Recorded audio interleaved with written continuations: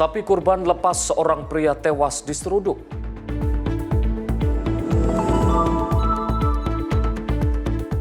Prabowo perkuat poros strategis Indonesia-Prancis.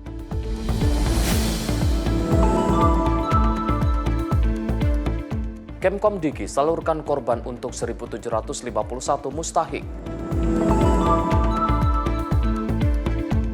Masjid Al-Azhar Jakarta dipadati ribuan jemaah untuk sholat Idul Adha.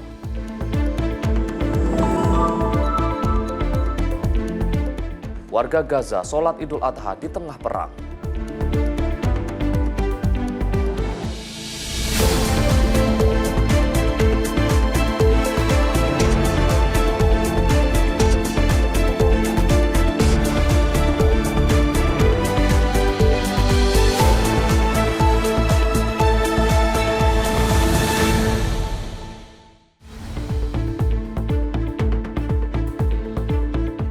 Selamat pagi pemirsa, menemani Anda mengawali hari. Kami hadirkan rangkuman informasi teraktual seputar peristiwa dari dalam dan luar negeri.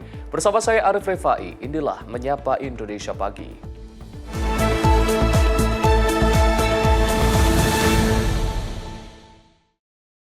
Pemirsa, 5 unit bedeng di Jalan Ikan Paus, Kecamatan Teluk Betung Selatan, Bandar Lampung, ludes terbakar saat ditinggal penghuninya menyaksikan pemotongan hewan kurban. Kebakaran diduga dipicu konsleting listrik dari salah satu bedeng hingga api cepat merambat ke bangunan lain.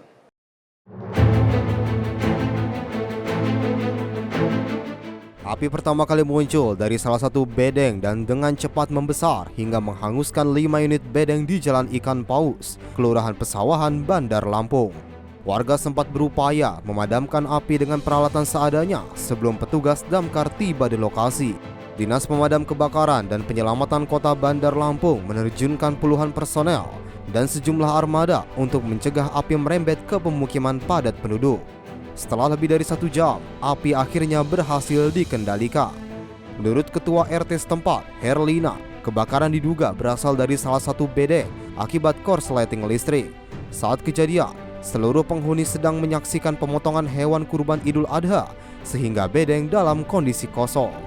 Kebakaran di wilayah kita yang tadi jam berapa Bu kira-kira Bu? Jam 9, Setengah 10-an ya Bu ya? Nah itu apinya datang dari mana Bu itu Bu? nggak ngerti, dari loteng aja kalau listrik kali ya. Nah ini ada berapa yang kena Bu? Yang kena bakar berapa Bu? 1, 2, 5. Nah itu apinya sempat gede atau gimana Bu? gede banget.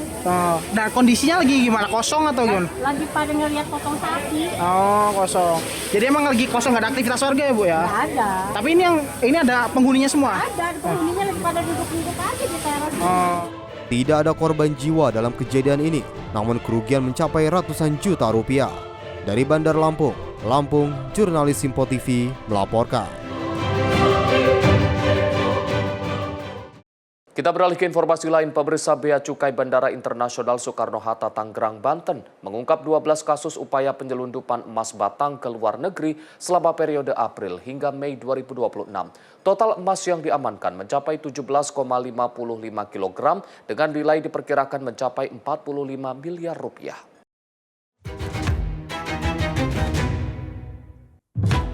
Petugas Bea Cukai Bandara Soekarno-Hatta bersama Afsek, Polres Bandara dan juga otoritas bandara berhasil mengagalkan belasan upaya penyelundupan emas batang yang akan dikirim ke luar negeri. Dalam keterangannya, petugas menyebutkan selama April hingga Mei 2026 terdapat 12 kali penindakan terhadap penumpang yang membawa emas tanpa pelaporan resmi. Satu pelaku merupakan warga negara Indonesia, sedangkan 11 lainnya merupakan warga negara asing asal China. Total emas yang berhasil diamankan mencapai 17,55 kg dengan nilai ekonomi diperkirakan sekitar 45,73 miliar rupiah. Modus yang digunakan para pelaku beragam, mulai dari menyembunyikan emas di dalam koper, membawanya di saku pakaian hingga menyamarkannya menjadi aksesoris dan juga perhiasan yang digunakan langsung oleh penumpang. Petugas menduga para pelaku hanya berperan sebagai kurir, sebab dari hasil pemeriksaan sebagian besar emas yang dibawa masih berupa bahan mentah yang diduga akan dilebur kembali di negara tujuan. Bahwa dalam periode April sampai dengan Mei 2026 ini Bea Cukai bekerja sama dengan Afsek, bekerja sama dengan Polres dan Otban, instansi yang ada di Bandara Soekarno-Hatta ini melakukan penindakan terhadap pembawaan ekspor bar emas ya yang dilakukan oleh penumpang. Jadi ada 12 kali penindakan, 1 oleh warga negara Indonesia dan 11 oleh warga negara asing, warga negara Cina. Dan dari total ke-12 penindakan tersebut, jumlah beratnya adalah 17,55 kg. Dan kalau kita nilai itu sekitar 45 miliar. Mereka mencoba untuk membawa emas tersebut keluar dari Indonesia dengan berbagai macam cara, berbagai macam modus. Ada yang mereka taruh di dalam koper, kemudian ada yang dikantongi, kemudian juga ada yang mereka jadikan seperti perhiasan. Petugas menjelaskan seluruh pembawaan emas atau perhiasan ke luar negeri wajib dilaporkan kepada Bea Cukai. Laporan tersebut dibutuhkan untuk menentukan apakah barang yang dibawa termasuk objek bea keluar atau memerlukan izin khusus. Dari hasil pemeriksaan sementara, sejumlah pelaku mengaku mendapatkan emas tersebut dari kawasan PIK, Jakarta Utara. Meski para pelaku mengaku tidak saling mengenal, petugas menilai terdapat pola yang mirip, termasuk tujuan penerbangan dan alasan pembawaan emas. Bea Cukai kini berkoordinasi dengan kepolisian untuk mendalami kemungkinan adanya jaringan terorganisir, termasuk menelusuri asal-usul emas yang diduga berkaitan dengan aktivitas tambang ilegal. Meski barang bukti diabarkan terhadap penumpang, pembawa emas tidak ditahan dan dilakukan pemeriksaan intensif guna mendalami peran serta menelusuri kemungkinan adanya keterlibatan jaringan internasional. Sesuai dengan Peraturan Menteri Keuangan Nomor 203 PMK 04/2017, penumpang yang juga membawa perhiasan emas maupun emas dalam berbagai bentuk wajib melaporkan kepada pihak Bea dan Cukai dalam memperketat pengawasan ekspor emas. Dari Tangerang, jurnalis Simpo TV melaporkan.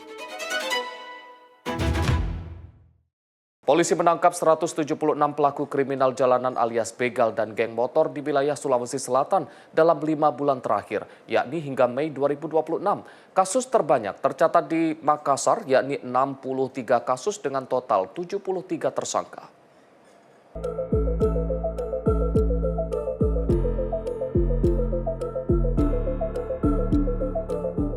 Sebanyak 176 pelaku berhasil diringkus jajaran reskrim di wilayah Sulawesi Selatan. Para pelaku ini terdiri dari pelaku pencurian motor, pencurian dengan kekerasan, pencurian pemberatan, hingga geng motor. Dari 25 Polres jajaran Polda Sulsel, Polrestabes Makassar tercatat angka kriminal paling tinggi dengan 63 laporan polisi dan berhasil menangkap 73 tersangka. Dalam pengungkapan tersebut, polisi berhasil menyita berbagai barang bukti, di antaranya adalah 1 unit kendaraan roda 4, 123 unit kendaraan roda 2 atau motor, 2091 busur anak panah dan ketapel, 96 senjata tajam yaitu berupa parang, badik, golok, dan samurai, serta kunci T, linggis, handphone, emas, TV, dan laptop. Laporan polisi yang diterima Satreskrim Polres Jajaran sampai dengan saat ini sebanyak 148 laporan polisi, di mana kita sudah mengamankan 176 tersangka, dan ini akan terus kita laksanakan, dan dalam tempo waktu 4 bulan terakhir itu angka yang kita dapatkan, di mana Polrestabes Makassar terdapat 63 LP dengan 73 tersangka, Polres Pelabuhan 4 laporan polisi dengan 4 tersangka, Polres Maros 9 laporan polisi dengan 9 tersangka, Polres Pangkep 4 laporan polisi dengan 5 tersangka, Polres Baru 3 laporan polisi dengan 6 tersangka. Pengungkapan kasus ini dilakukan untuk memberikan rasa aman dan nyaman kepada masyarakat menjelang Hari Raya Idul Adha. Polisi juga memastikan keamanan warga yang akan beraktivitas maupun melakukan perjalanan mudik di jalan raya. Para tersangka dijerat dengan sejumlah pasal dalam Undang-Undang Nomor 1 Tahun 2023 tentang KUHP. Untuk tentang pencurian dikenakan pasal 476 dan pasal 477 KUHP dengan ancaman 9 tahun penjara. Pencurian dengan kekerasan pasal 479 KUHP dengan ancaman 12 tahun penjara. Penganiayaan berat pasal 468 KUHP dengan ancaman 10 tahun penjara. Serta Undang-Undang Darurat Nomor 12 Tahun 1951 tentang kepemilikan senjata tajam dengan ancaman maksimal 12 tahun penjara. Dari Makassar, Sulawesi Selatan, jurnalis Simpo TV melaporkan.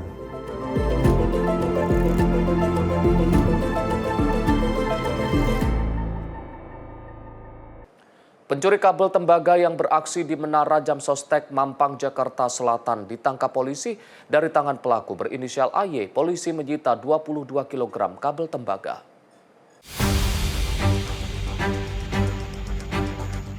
Kepolisian sektor Mampang telah membekuk pelaku pencurian kabel tembaga.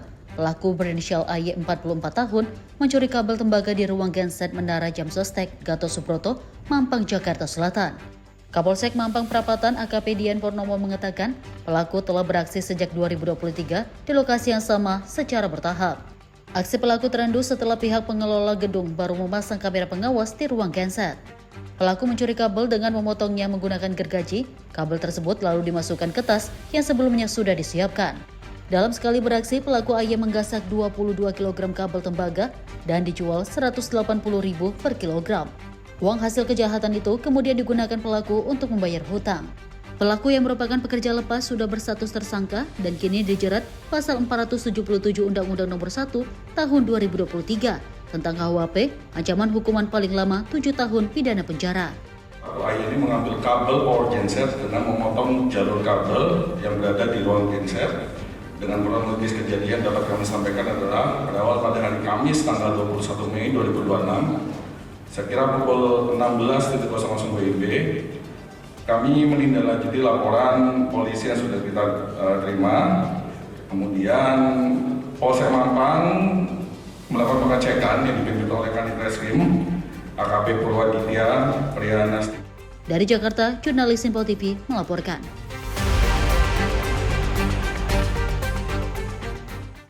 Polres Jakarta Utara memperketat patroli dan razia pada malam takbiran Idul Adha. Petugas menyasar sejumlah titik rawan untuk mencegah kejahatan jalanan serta mengantisipasi peredaran senjata tajam dan narkoba.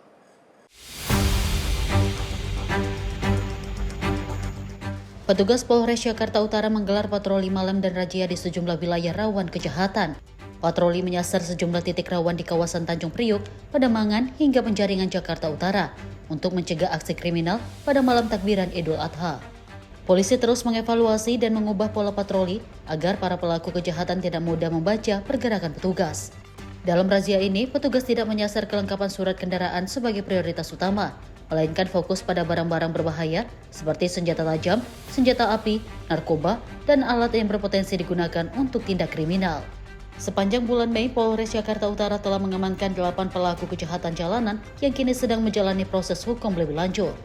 Malam takbiran peringatan Idul Adha 1441 Hijriah, kami tetap melakukan patroli, kemudian melakukan pemeriksaan statis razia. Dan tentunya target kita nanti misalnya yaitu terkait dengan barang-barang yang membahayakan seperti senjata tajam ataupun narkoba. Kita bukan untuk pemeriksaan, kita untuk kendaraan apabila berjalan mungkin kita bisa membutuhkan ada STNK atau SIM, dan nanti kita bisa tanyakan atau mungkin paling cepat mungkin bisa kita ambil. Tapi kalau terkait dengan ada kegiatan tentu saja Polisi menilai angka kejahatan jalanan di wilayah Jakarta Utara saat ini cenderung menurun berdasarkan laporan masyarakat dan hasil evaluasi kepolisian. Meski demikian, polisi tetap mengingatkan masyarakat untuk waspada karena para pelaku memiliki beragam modus kejahatan, mulai dari menggunakan ikat sepatu, senjata tajam, senjata api, hingga memanfaatkan kondisi jalanan sepi untuk melancarkan aksi mereka. Polisi juga mengimbau masyarakat untuk memilih rute perjalanan yang aman, memastikan kendaraan terparkir di tempat aman, menggunakan kunci ganda, serta memasang CCTV di lingkungan rumah, guna mengantisipasi tindakan kriminal. Tim redaksi Info TV melaporkan. Direktorat Reserse Siber Polda Metro Jaya mengungkap dugaan kasus konten pornografi melalui siaran langsung di media sosial. Seorang pemilik akun berinisial SR diamankan setelah diduga menyiarkan konten negatif dengan modus challenge dan memberikan gift saat live streaming.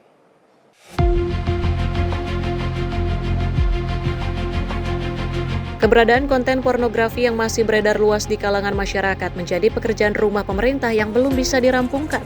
Meskipun Kementerian Komdigi telah membatasi akses media sosial bagi anak di bawah umur, faktanya konten berbau pornografi masih mudah diakses. Kali ini Direktorat Reserse Siber Polda Metro Jaya mengungkap kasus dugaan penyebaran konten pornografi melalui siaran langsung di media sosial. Pengungkapan berawal dari patroli siber yang menemukan akun berinisial K menayangkan konten negatif saat live streaming. Akun tersebut diketahui memiliki lebih dari 387.000 pengikut dan terhubung dengan akun email untuk menerima gift dari penonton. Dalam aktivitasnya, pemilik akun bertindak sebagai host dan mengundang sejumlah talent perempuan untuk mengikuti challenge secara langsung. Mekanisme siaran langsung dilakukan dengan sistem reward dan punishment. Talent yang kalah dalam challenge diminta menjalankan hukuman fisik, seperti lompat bintang yang dinilai memunculkan adegan bermuatan pornografi. Setelah melakukan penelusuran digital, penyidik mengamankan pemilik akun berinisial SR beserta sejumlah barang bukti, diantaranya 1 unit telepon genggam yang digunakan untuk live streaming, akun media sosial, serta akun email yang digunakan untuk menerima gift. Polisi menyebut pelaku mengakui melakukan live streaming untuk mendapatkan gift dan menarik penonton. Namun aktivitas tersebut dinilai melanggar ketentuan undang-undang terkait penyiaran konten pornografi di ruang digital. Atas perbuatannya, pelaku dijerat pasal 407 ayat 1 Undang-Undang Nomor 1 Tahun 2023 tentang Kitab Undang-Undang Hukum Pidana dengan ancaman pidana penjara paling singkat 6 bulan dan paling lama 10 tahun serta pidana denda. Pada saat pelaksanaan patroli cyber, kami menemukan adanya konten-konten negatif yang bersifat pornografi melalui akun medsos, ya. Yang kemudian kami melakukan penelusuran, pendalaman, penyelidikan terhadap akun tersebut, yang mana menggunakan akun tersebut dengan inisial K, ya, akun tersebut. Jadi sekali lagi akun tersebut misalkan dengan memiliki pengikut followers yang mana kita ketahui followers sebanyak 387.000 orang. Dalam kesempatan yang sama, Komisi Perlindungan Anak Indonesia mengapresiasi langkah tegas Polda Metro Jaya dalam menindak konten pornografi di media sosial. KPAI menilai paparan pornografi di ruang digital menjadi ancaman serius bagi tumbuh kembang dan kesehatan mental anak. Dalam catatan pihak KPAI, ada 4 juta anak di Indonesia yang masih mengakses konten berbau pornografi secara bebas. KPAI juga mendorong penyelenggara platform media sosial untuk lebih aktif melakukan pengawasan dan take down terhadap konten bermuatan pornografi, serta mengimbau orang tua agar meningkatkan pengawasan terhadap aktivitas digital anak. Prinsipnya KPAI menganggap bahwa memandang bahwa persoalan ini bukan sekedar persoalan pelanggaran moral begitu atau pelanggaran asusila, tetapi ini merupakan pelanggaran pidana berat. Maka sudah dipastikan pelaku dan tentu perlu didalami lagi, mungkin juga ada pendukung pelaku yang lain yang perlu kemudian juga ditindak secara berat. Kenapa? Karena ini berdampak terhadap bagaimana menghadirkan ruang digital yang ramah anak, ruang digital yang aman dan nyaman. Polda Metro Jaya turut mengajak masyarakat untuk aktif melaporkan konten negatif di media sosial guna menciptakan ruang digital yang aman dan ramah bagi anak-anak. Dari Jakarta, Tim Liputan Sinpo TV melaporkan. Dendam karena kerap menjadi korban perundungan seorang pelajar SMP di Kota Bandar Lampung, nekat menusuk teman sekolahnya sendiri dengan senjata tajam. Akibatnya korban harus dilarikan ke rumah sakit karena mengalami luka serius.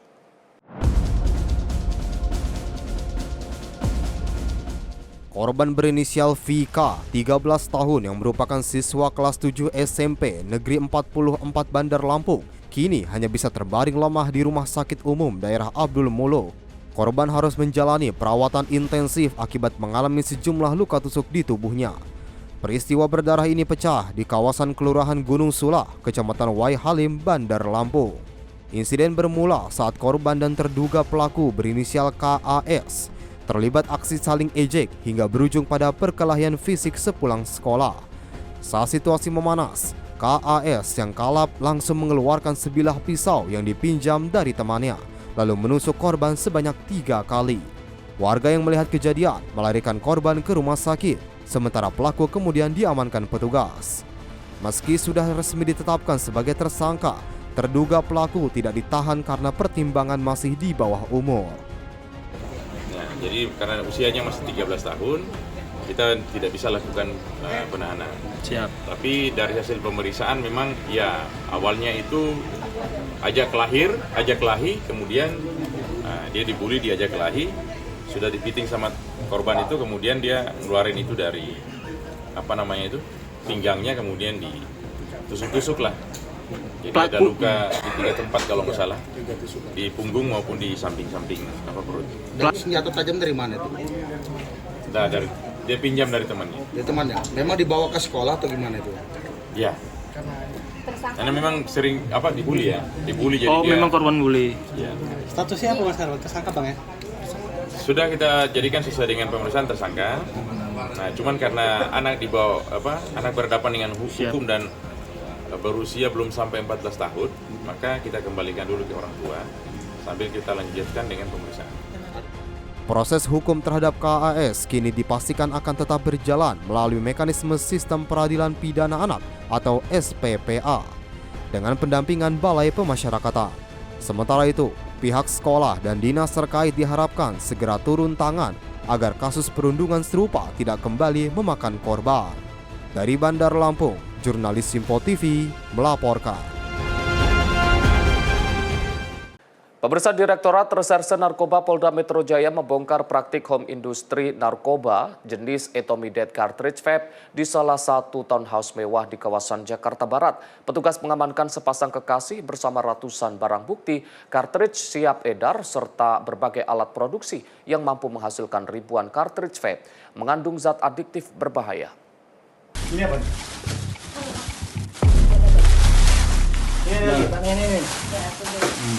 Inilah video detik-detik petugas unit 5 Subdit 3 Ditres Narkoba Polda Metro Jaya saat melakukan penangkapan terhadap 2 orang pelaku pria dan wanita berinisial FG dan W. Dari tangan kedua pelaku, petugas awalnya mengamankan barang bukti berupa 10 cartridge, vape Etomidet, serta 1 unit telepon genggam. Tak berhenti di situ, petugas langsung melakukan pengembangan dengan menggeledah sebuah townhouse mewah di kawasan Puri Mansion yang dijadikan sebagai home industry untuk memproduksi dan mendistribusikan barang haram tersebut. Dari lokasi clandestine lab ini, polisi berhasil menyita 180 Etomidet warna pink, 80 cartridge warna hitam, 19 cartridge warna hijau, serta 90 cartridge warna putih.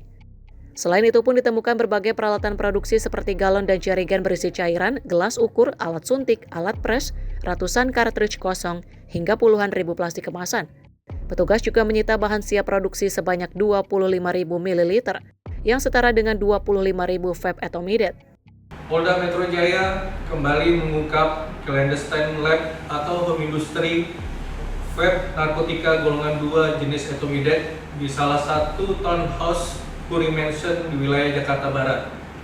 Di TKP tersebut kami mengamankan 2 orang tersangka inisial FG dan W dengan barang bukti vape Etomidet sebanyak 369 piece yang siap untuk diedarkan.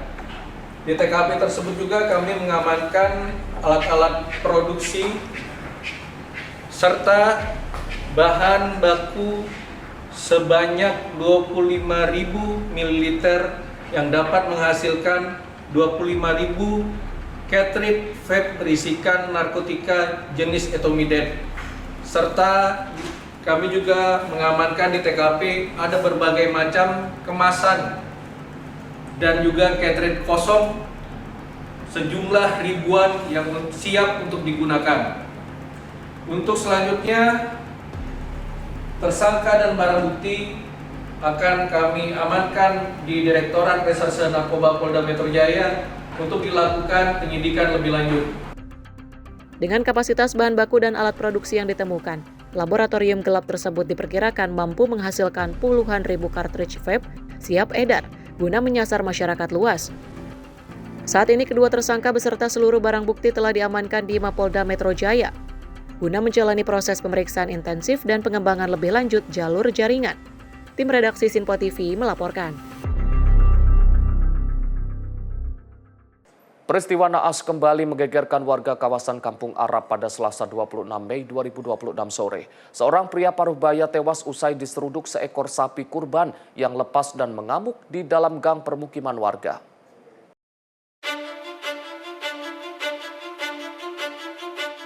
Peristiwa tragis yang kini viral di media sosial ini terjadi di Jalan Antasan Kecil Barat, Gang Ibu, Kecamatan Banjarmasin Tengah.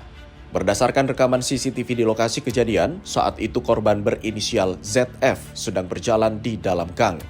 Tiba-tiba dari arah belakang, seekor sapi berukuran besar yang diduga lepas dari ikatannya berlari dan menyeruduk tubuh korban hingga terpental dan seketika tak sadarkan diri. 2 orang warga mengejar sapi yang lepas dan mengamuk. Sementara warga sekitar lainnya berusaha memberikan pertolongan pertama dan segera melarikan korban ke rumah sakit terdekat guna mendapatkan tindakan medis darurat. Namun naas, nyawa korban tidak tertolong saat menjalani perawatan di rumah sakit.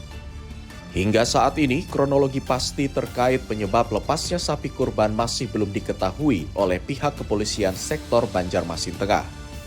Bagus Maulana, tim redaksi Sinpo TV, melaporkan.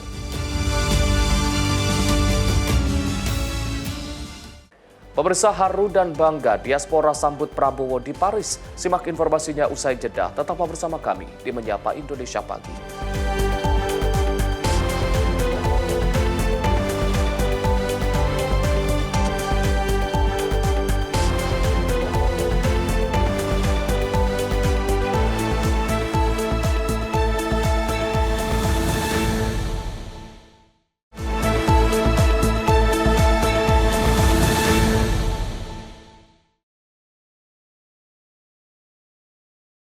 Selamat pagi pemirsa, Anda kembali menyaksikan Menyapa Indonesia Pagi. Kedatangan Presiden Prabowo di Prancis pada Selasa 26 Mei 2026 disambut penuh haru dan bangga oleh warga negara Indonesia yang berada di Paris. Pertemuan tersebut menjadi pengikat rasa menghadirkan kembali kedekatan dengan tanah air. Sejak Selasa pagi 26 Mei 2026, ratusan warga negara Indonesia telah menanti kedatangan Presiden Prabowo Subianto di Paris dengan penuh antusias. Di antara kerumunan para WNI di hotel tempat kepala negara bermalam selama di Paris, Ruth, perempuan asal Blitar yang telah menetap selama 23 tahun di Prancis, tampak tak mampu menyembunyikan rasa bahagianya saat bertemu Presiden Prabowo untuk pertama kalinya. Selain Ruth, kesan mendalam juga dirasakan oleh para mahasiswa Indonesia di Prancis. Reval bersama Evelyn dan Cheryl mengaku bangga mendapat kesempatan untuk bertemu langsung dengan Presiden Prabowo. Menurutnya, hal ini merupakan sebuah pengalaman yang tidak datang setiap hari bagi mahasiswa Indonesia di luar negeri. Sangat senang bisa bertemu dengan Bapak Presiden secara langsung. Apalagi kami as a student di Prancis ini merupakan suatu opportunity yang tidak semua orang bisa, jadi kami sangat senang sekali. Pada kesempatan tersebut, Presiden Prabowo juga berbincang singkat bersama para mahasiswa. Presiden menanyakan bidang studi dan jenjang pendidikan para mahasiswa, sekaligus memberikan dorongan agar terus belajar dengan sungguh-sungguh. Dengan kunjungan ini, para mahasiswa tersebut turut berharap hubungan Indonesia dan Prancis makin erat di masa mendatang. Menurut mereka, hubungan baik kedua negara telah memberi manfaat nyata bagi mahasiswa Indonesia di Prancis, sekaligus membuka ruang lebih luas untuk memperkenalkan budaya Indonesia kepada dunia. Pertemuan tersebut menjadi pengikat rasa, menghadirkan kembali kedekatan dengan tanah air, sekaligus menegaskan bahwa dimanapun berada, mereka tetap bagian dari Indonesia. Tim redaksi Sinpo TV melaporkan.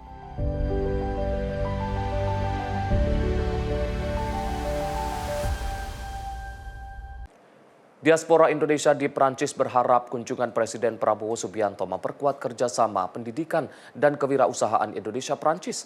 Mereka menilai momen ini penting untuk memperluas kolaborasi dan peluang bagi diaspora.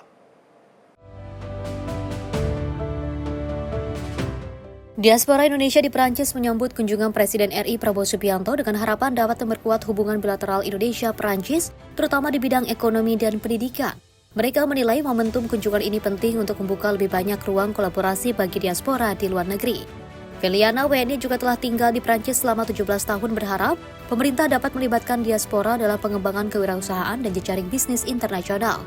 Ia juga menyebut komunitas diaspora telah membentuk wadah bernama Bineka untuk mempererat kerjasama bisnis antara Indonesia dan Perancis. Harapannya supaya bisa bekerja sama lebih banyak dengan Perancis dan Indonesia, kami juga mendirikan klub namanya Bineka supaya bisa mempererat hubungan kerjasama Perancis-Indonesia di bidang bisnis.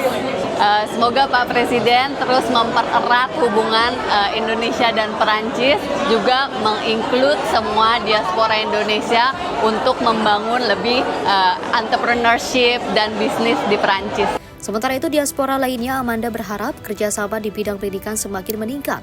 melalui program pertukaran pelajar dan kolaborasi akademik, yang menilai dukungan pemerintah akan memperkuat hubungan kedua negara sekaligus memberi manfaat bagi pelajar Indonesia di Perancis. Oh, seru banget sih, soalnya banyak banget diaspora di sini dan mahasiswa-mahasiswa juga di sini. Kebetulan saya juga mahasiswa, jadi harapan kedepannya semoga semakin banyak acara-acara atau pertukaran pelajar di Perancis dan Indonesia. Ada pesan untuk Pak Presiden? Semoga Pak Presiden semakin sukses dan semakin program-programnya juga semakin berjalan dengan lancar. Tim redaksi Simpo TV melaporkan. Presiden Republik Indonesia Prabowo Subianto melakukan kunjungan kenegaraan ke Republik Perancis pada Selasa 26 Mei 2026. Kunjungan ini diharapkan memperkuat hubungan strategis dan kerjasama antara Indonesia dan Perancis di berbagai bidang.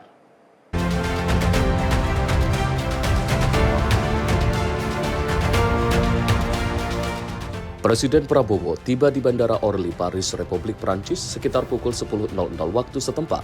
Setelah menempuh perjalanan udara selama 16 jam, kedatangan kepala negara menandai dimulainya rangkaian kunjungan resmi kenegaraan di Perancis. Di bawah tangga pesawat, Presiden Prabowo disambut oleh Menteri Tenaga Kerja dan Solidaritas Prancis, Jean-Pierre Farandou, serta regu jajar kehormatan. Kunjungan Presiden Prabowo juga disambut antusias oleh ratusan warga negara Indonesia yang telah menunggu sejak pagi di hotel tempat kepala negara menginap. Sekretaris Kabinet menyampaikan kunjungan resmi ini diharapkan makin memperkuat hubungan strategis antara Indonesia dan Perancis. Saat ini, kedua negara memiliki sejumlah kerjasama strategis di berbagai bidang. Menurut Sekretaris Kabinet, hubungan bilateral Indonesia dan Perancis juga memiliki peran yang saling melengkapi dalam tatanan global. Dalam keterangan tertulisnya, Sekretaris Kabinet turut menyampaikan agenda Presiden Prabowo sebelum memulai rangkaian acara resmi kenegaraan. Tim redaksi Simpo TV melaporkan.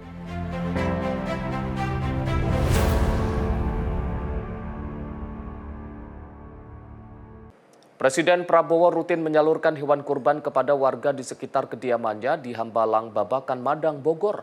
Penyaluran ini dilakukan setiap tahun sebagai wujud kebersamaan dan kepedulian kepada masyarakat sekitar. Bogor,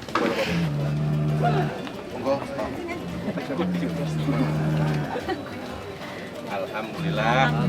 Presiden Prabowo Subianto kembali menyalurkan hewan kurban kepada warga di sekitar kediamannya di Hambalang, Babakan, Madang, Bogor dalam rangka Idul Adha 1447 Hijriah.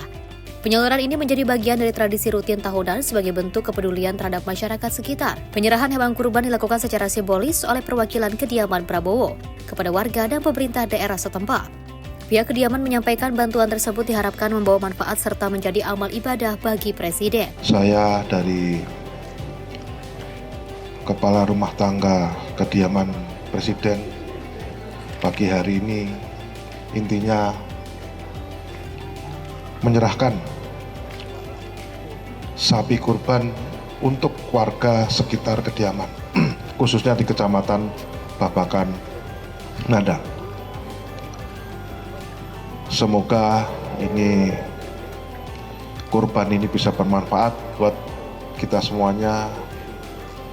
Dan ini menjadi amal ibadah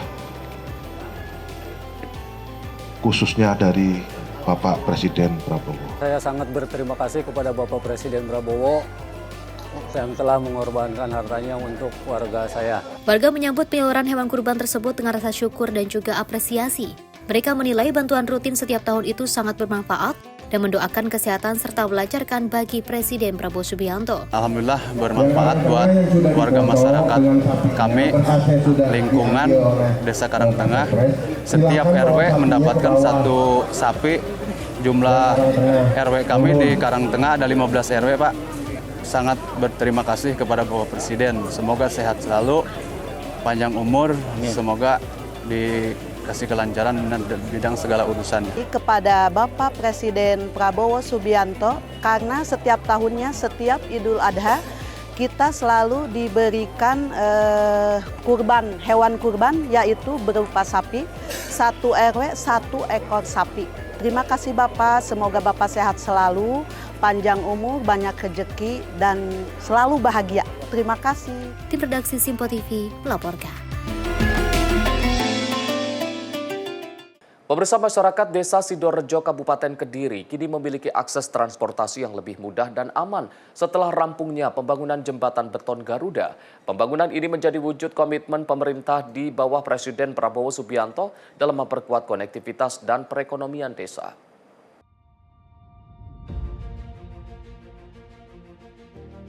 Pembangunan jembatan beton Garuda di Desa Sidorejo, Kabupaten Kediri menjadi langkah nyata pemerintah dalam memperkuat konektivitas antar wilayah desa. Jembatan ini dibangun untuk menjawab kebutuhan masyarakat yang selama ini mengalami keterbatasan akses transportasi akibat kondisi medan. Pembangunan jembatan merupakan bagian dari program infrastruktur atas arahan Presiden Prabowo Subianto untuk mendorong pemerataan pembangunan hingga ke wilayah pedesaan. Jembatan beton Garuda diberikan warna merah putih sebagai simbol negara hadir untuk rakyat, sekaligus melambangkan komitmen pemerintah dalam memperkuat pembangunan infrastruktur di pedesaan. Kehadiran jembatan diharapkan memperlancar mobilitas warga termasuk distribusi hasil pertanian, akses pendidikan, pelayanan kesehatan, dan juga kegiatan perekonomian masyarakat. Banyak terima kasih kepada Bapak Presiden RI, Bapak Haji Prabowo Subianto yang sudah membangun jembatan perintis Garuda Desa Sidorejo telah selesai dibangun. Terima kasih Bapak Presiden. Jana Bila, Simpo TV melaporkan.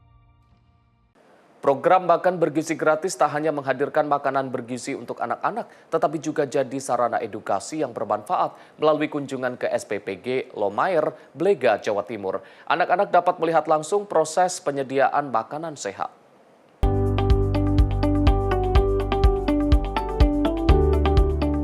Melalui video yang dibagikan di akun sosial media Instagram @bakom.ri, sejumlah anak-anak berkunjung ke Satuan Pelayanan Pemenuhan Gizi atau SPPG Lomair, Blega, Jawa Timur. Dalam kunjungan tersebut, anak-anak dapat melihat langsung proses penyediaan makanan sehat mulai dari memasak, pengemasan, hingga siap dibagikan.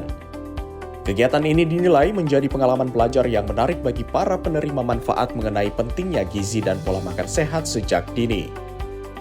Program Makan Bergizi Gratis atau MBG ini pun dinilai tidak hanya menghadirkan makanan bergizi untuk anak-anak, tetapi juga menjadi sarana edukasi yang bermanfaat.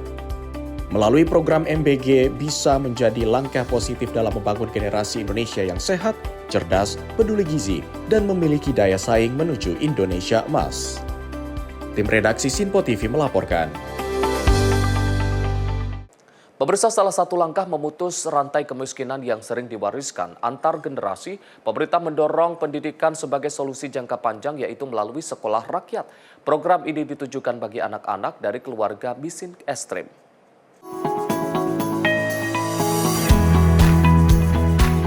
Melalui video yang dibagikan di akun sosial media Instagram @bakom.ri, disampaikan bahwa berdasarkan data Tunggal Sosial dan Ekonomi Nasional tahun 2025, mencatat ada 0,78% kemiskinan ekstrim di Indonesia.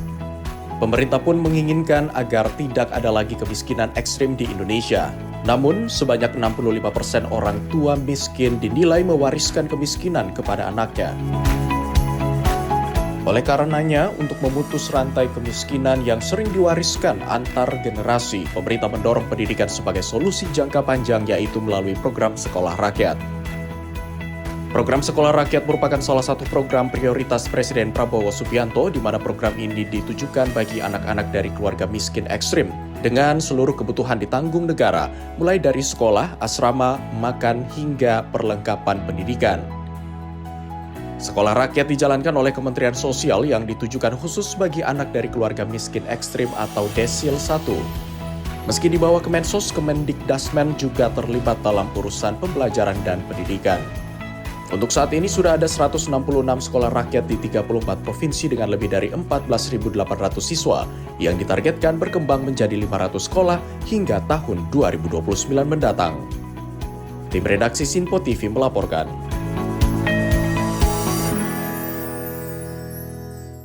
Sementara itu, pemirsa, SLB Negeri Kabupaten Bekasi kini memiliki lingkungan belajar yang lebih nyaman, aman, dan ramah disabilitas setelah mendapatkan program revitalisasi dan pembangunan ruang kelas baru. Pembangunan ini menjadi bagian dari komitmen Presiden Prabowo Subianto dalam mewujudkan pendidikan yang inklusif dan berkeadilan. SLB Negeri Kabupaten Bekasi mendapatkan program revitalisasi dan juga pembangunan ruang kelas baru untuk meningkatkan kualitas sarana belajar bagi siswa berkebutuhan khusus. Program revitalisasi meliputi rehabilitasi aula, ruang kelas, ruang pembelajaran khusus, toilet, hingga selasar sekolah. Selain itu, sekolah juga mendapatkan tambahan 10 ruang kelas baru dan juga ruang vokasi untuk mendukung aktivasi belajar dan pengembangan keterampilan siswa. Jadi kelas-kelas itu sekarang sudah diperbaiki, semua kelas kemarin itu dapatnya. Jadi alhamdulillah lebih nyaman ya anak-anak ya, yang tadinya ubin retak-retak, terus dindingnya juga mulai jebol-jebol, itu sudah diperbaiki semua. Lalu ada juga di ruang kelas yang ada RKB, ada ruang kelas khusus gitu ya, ruang pembelajaran khusus sekarang sudah bisa dipergunakan, yang tadinya sama sekali tidak dipergunakan karena memang hampir roboh lah seperti itu. Jadi secara fasilitas, secara ruangan kelas memang sudah cukup untuk kegiatan pembelajaran. Program revitalisasi dan juga pembangunan ruang kelas membawa perubahan besar terhadap kualitas lingkungan belajar bagi anak-anak berkebutuhan khusus. Program revitalisasi ini diharapkan dapat terus berlanjut untuk mendukung pemerataan pendidikan yang inklusif, ramah disabilitas dan juga berkeadilan bagi seluruh anak Indonesia. Dari Bekasi, Jawa Barat, Jia Nabila, Mutia Arsyawil dan Sipo TV melaporkan. Kita beralih ke informasi lain, pemirsa. Koops TNI HBMA bersama aparat gabungan melakukan evakuasi terhadap 44 warga pendulang emas dari Kampung KW Distrik Awimbon, Kabupaten Pegunungan Bintang, Papua Pegunungan. Evakuasi dilakukan sebagai bentuk perlindungan terhadap masyarakat sipil yang terdampak gangguan keamanan oleh kelompok separatis bersenjata.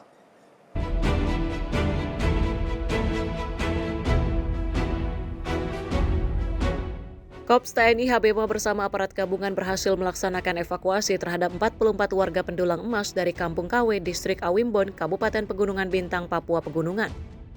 Puluhan warga tersebut dievakuasi setelah mengungsi akibat gangguan keamanan yang terjadi di wilayah pedalaman Papua Pegunungan.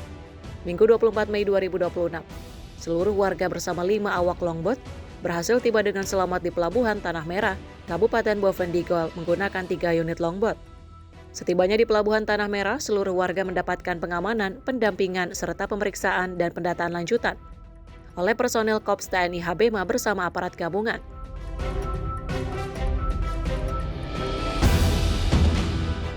Kapten Kops TNI HBMA Letkol Infantri M. Wirya Arta Diguna menyampaikan, evakuasi ini merupakan wujud kehadiran negara dalam memberikan perlindungan kepada masyarakat sipil yang terdampak situasi gangguan keamanan di wilayah pedalaman Papua.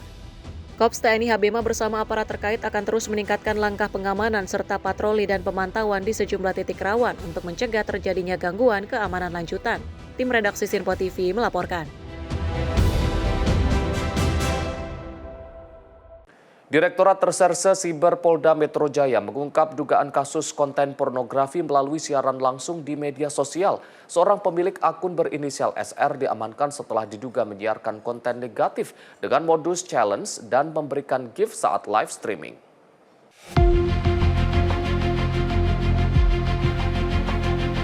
Keberadaan konten pornografi yang masih beredar luas di kalangan masyarakat menjadi pekerjaan rumah pemerintah yang belum bisa dirampungkan.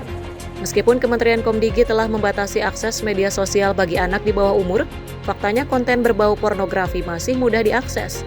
Kali ini Direktorat Reserse Siber Polda Metro Jaya mengungkap kasus dugaan penyebaran konten pornografi melalui siaran langsung di media sosial.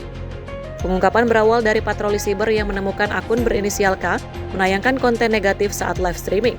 Akun tersebut diketahui memiliki lebih dari 387.000 pengikut dan terhubung dengan akun email untuk menerima gift dari penonton. Dalam aktivitasnya, pemilik akun bertindak sebagai host dan mengundang sejumlah talent perempuan untuk mengikuti challenge secara langsung. Mekanisme siaran langsung dilakukan dengan sistem reward dan punishment. Talent yang kalah dalam challenge diminta menjalankan hukuman fisik, seperti lompat bintang yang dinilai memunculkan adegan bermuatan pornografi. Setelah melakukan penelusuran digital, penyidik mengamankan pemilik akun berinisial SR beserta sejumlah barang bukti, diantaranya 1 unit telepon genggam yang digunakan untuk live streaming, akun media sosial, serta akun email yang digunakan untuk menerima gift. Polisi menyebut pelaku mengakui melakukan live streaming untuk mendapatkan gift dan menarik penonton. Namun aktivitas tersebut dinilai melanggar ketentuan undang-undang terkait penyiaran konten pornografi di ruang digital. Atas perbuatannya, pelaku dijerat pasal 407 ayat 1 Undang-Undang Nomor 1 Tahun 2023 tentang Kitab Undang-Undang Hukum Pidana dengan ancaman pidana penjara paling singkat 6 bulan dan paling lama 10 tahun serta pidana denda. Pada saat pelaksanaan patroli cyber, kami menemukan adanya konten-konten negatif yang bersifat pornografi melalui akun medsos, ya. Yang kemudian kami melakukan penelusuran, pendalaman, penyelidikan terhadap akun tersebut, yang mana menggunakan akun tersebut dengan inisial K, ya, akun tersebut. Jadi sekali lagi akun tersebut misalkan dengan memiliki pengikut followers yang mana kita ketahui followers sebanyak 387.000 orang. Dalam kesempatan yang sama, Komisi Perlindungan Anak Indonesia mengapresiasi langkah tegas Polda Metro Jaya dalam menindak konten pornografi di media sosial. KPAI menilai paparan pornografi di ruang digital menjadi ancaman serius bagi tumbuh kembang dan kesehatan mental anak. Dalam catatan pihak KPAI, ada 4 juta anak di Indonesia yang masih mengakses konten berbau pornografi secara bebas. KPAI juga mendorong penyelenggara platform media sosial untuk lebih aktif melakukan pengawasan dan take down terhadap konten bermuatan pornografi, serta mengimbau orang tua agar meningkatkan pengawasan terhadap aktivitas digital anak. Prinsipnya KPAI menganggap bahwa memandang bahwa persoalan ini bukan sekedar persoalan pelanggaran moral begitu atau pelanggaran asusila, tetapi ini merupakan pelanggaran pidana berat. Maka sudah dipastikan pelaku dan tentu perlu didalami lagi, mungkin juga ada pendukung pelaku yang lain yang perlu kemudian juga ditindak secara berat. Kenapa? Karena ini berdampak terhadap bagaimana menghadirkan ruang digital yang ramah anak, ruang digital yang aman dan nyaman. Polda Metro Jaya turut mengajak masyarakat untuk aktif melaporkan konten negatif di media sosial guna menciptakan ruang digital yang aman dan ramah bagi anak-anak. Dari Jakarta, Tim Liputan Sinpo TV melaporkan. Dendam karena kerap menjadi korban perundungan seorang pelajar SMP di Kota Bandar Lampung, nekat menusuk teman sekolahnya sendiri dengan senjata tajam. Akibatnya korban harus dilarikan ke rumah sakit karena mengalami luka serius.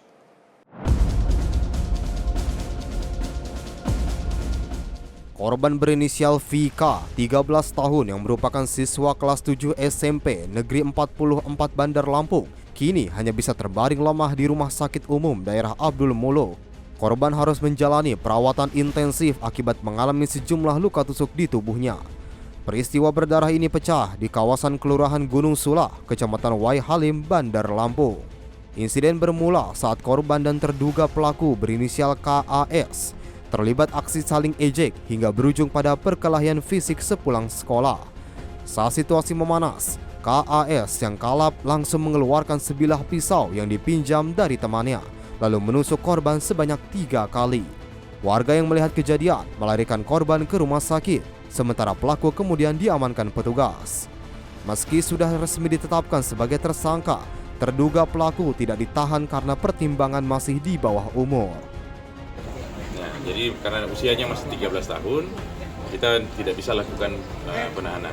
Siap. Tapi dari hasil pemeriksaan memang ya awalnya itu ajak kelahi, kemudian dia dibully, diajak kelahi, sudah dipiting sama korban itu, kemudian dia ngeluarin itu dari pinggangnya, kemudian ditusuk-tusuk lah.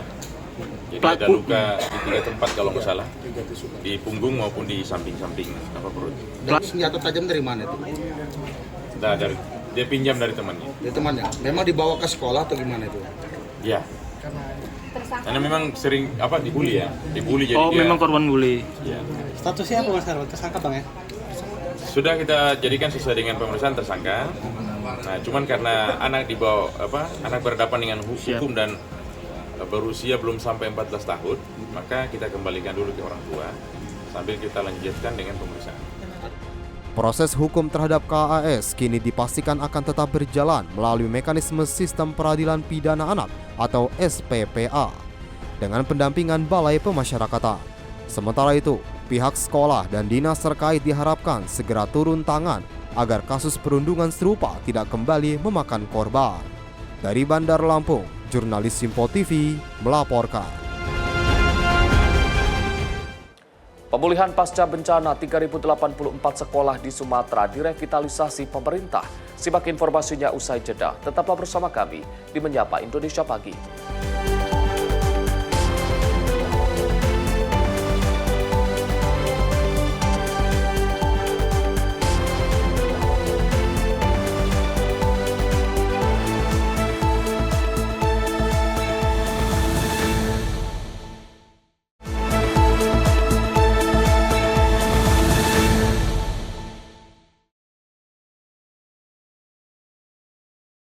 Pemirsa, Anda kembali menyaksikan Menyapa Indonesia Pagi.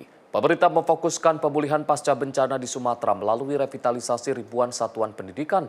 Hingga kini sebanyak 3.084 sekolah telah mendapat bantuan perbaikan dari total sekolah yang terdampak. Pemerintah menempatkan revitalisasi satuan pendidikan sebagai fokus utama pemulihan pasca bencana di Sumatera. Hingga 12 Mei 2026, Kementerian Pendidikan Dasar dan Menengah telah menyalurkan bantuan untuk 3.084 sekolah dari total 4.992 sekolah yang terdampak. Kepala Badan Komunikasi Pemerintah RI Muhammad Kodari menyebut percepatan ini sebagai bentuk perhatian serius pemerintah bersama dengan DPR RI terhadap penanganan pasca bencana. Sementara itu, Menteri Dalam Negeri Tito Karnavian menjelaskan masih ada lebih dari 1.000 sekolah yang akan masuk tahap perencanaan rehabilitasi lanjutan. Kemudian yang sudah dibuat perjanjian kerjasama oleh Kementerian Dikdasmen untuk renovasi rehabnya itu lebih kurang 3.084. Nah, masih ada sekitar 1.000-an lagi yang ditanyakan tadi. Yang 1.000-an tadi bukan berarti dibongkar.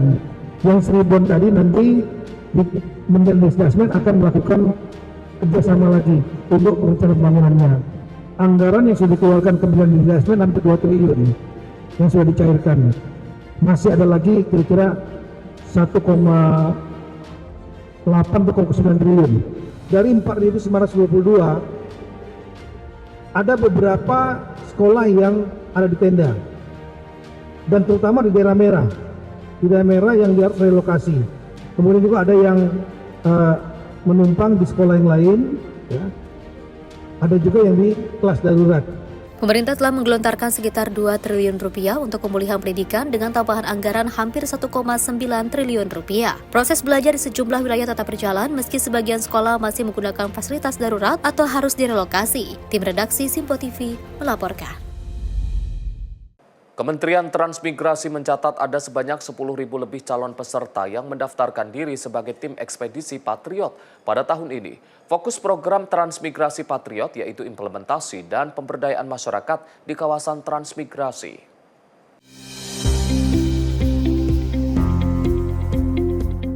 Menteri Transmigrasi Muhammad Ififta Sulaiman Suryanegara mengungkapkan ada sebanyak 10.539 calon peserta yang mendaftarkan diri menjadi tim ekspedisi Patriot di tahun ini. Masa registrasi tim ekspedisi Patriot ini sudah berlangsung sejak 1 hingga 21 Mei lalu melalui laman situs Transmigrasi Tim Ekspedisi Patriot. Pada tahun ini, Ififta memastikan fokus tim ekspedisi Patriot menyasar pada pemberdayaan masyarakat dan pengembangan potensi daerah transmigrasi.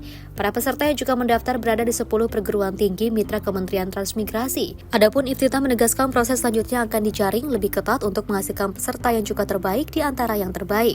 Dari tanggal 1 Mei sampai 21 Mei yang diberikan kesempatan kepada masyarakat luas yang bersarjana S1 ya, itu yang terdaftar ada sekitar 177.000 orang. Maksud saya yang berminat mendaftar. Itu dilihat dari kunjungan dan hal khusus yang kita kalau kedatangan itu lebih dari 400.000 ya, tapi yang terdaftar maksud saya yang berkunjung sekitar 177.000 lebih. Tetapi yang terdaftar dan mengupload berkasnya itu ada 10.539 ya.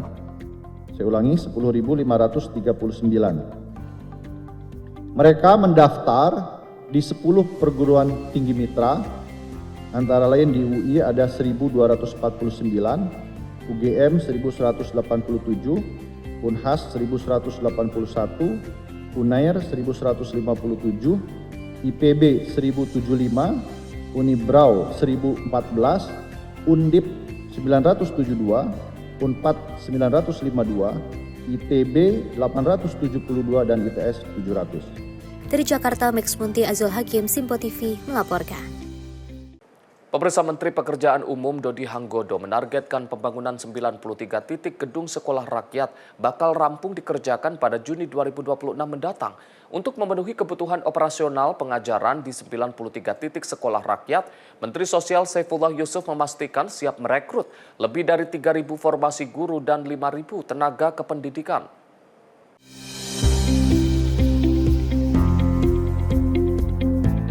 Kementerian Pekerjaan Umum terus dikejar target untuk merampungkan pembangunan gedung sekolah rakyat di tanah air. Usai menggelar pertemuan di kantor Kemensos Salemba, Jakarta Pusat pada Selasa siang, Menteri Pekerjaan Umum Dodi Hanggodo menyatakan dari target awal 104 titik, kini sebanyak 93 gedung sekolah rakyat dipastikan akan selesai dan juga berfungsi pada Juni 2026 mendatang. Penyesuaian jumlah titik ini dilakukan setelah pihaknya melakukan evaluasi menyeluruh terhadap kesiapan lahan serta dokumentasi di lapangan. Di bulan Juli, mungkin rekan-rekan media sudah tahu, kita kan ditargetkan menyelesaikan 104 sebetulnya awalnya. Cuman setelah kita cek secara keseluruhan kesiapan lahan dan kemudian dokumentasi, ternyata dari 104 itu ada cuman sekitar 93 yang bisa kita kerjakan maksimal dan bisa yang insya Allah bisa selesai di bulan Juni 2026. Kita lagi kejar. Tapi sesuai info saya minggu lalu kepada rekan-rekan media, mungkin feeling saya mengatakan mungkin 88 bisa akan selesai. Cuma kita tetap akan kejar 93 itu bisa fungsional seluruhnya. Sementara itu, untuk mendukung operasional di 93 titik sekolah tersebut, Kementerian Sosial kini tengah memproses rekrutmen besar-besaran. Menteri Sosial Saifullah Yusuf memastikan pihaknya akan merekrut lebih dari 3.000 guru dan juga 5.000 tenaga kependidikan pada tahun ini. Tak hanya tenaga pengajar, kuota penerimaan siswa sekolah rakyat juga akan dinaikkan 2 kali lipat menjadi 32.000 siswa pada tahun ini, dengan target mencapai 100.000 siswa pada tahun depan. Sudah dalam proses ini ya. Ya tentu akan ada penambahan guru, tapi juga meneruskan yang sudah lama juga ada. Jadi pasti ada penambahan guru, penambahan tenaga kependidikan yang lain. Ya. Dan tahun ini kita insya Allah akan merekrut lebih dari 3.000 guru dan 5.000 tenaga kependidikan. Sementara siswanya kita akan merekrut lebih dari 32.000 untuk tahun ini. Jadi 2 kali lipat daripada tahun yang lalu. Langkah nyata kedua kementerian ini menjadi bukti komitmen pemerintah dalam mempercepat pemerataan fasilitas pendidikan demi melahirkan generasi emas yang siap bersaing di masa depan. Dari Jakarta, Dio Balau, Simpo TV melaporkan. Pemerintah menambah anggaran transfer ke daerah atau TKD sebesar 10,6 triliun untuk wilayah terdampak bencana di Sumatera. Dana tersebut dialokasikan untuk mempercepat pemulihan di Aceh, Sumatera Utara, dan Sumatera Barat. Pemerintah menyalurkan tambahan anggaran transfer ke daerah atau TKD sebesar 10,6 triliun rupiah untuk wilayah terdampak bencana di 3 provinsi di Sumatera, yakni Aceh, Sumatera Utara, dan Sumatera Barat. Kebijakan ini disetujui Presiden Prabowo Subianto sejak Januari lalu dan juga telah mulai disalurkan ke daerah.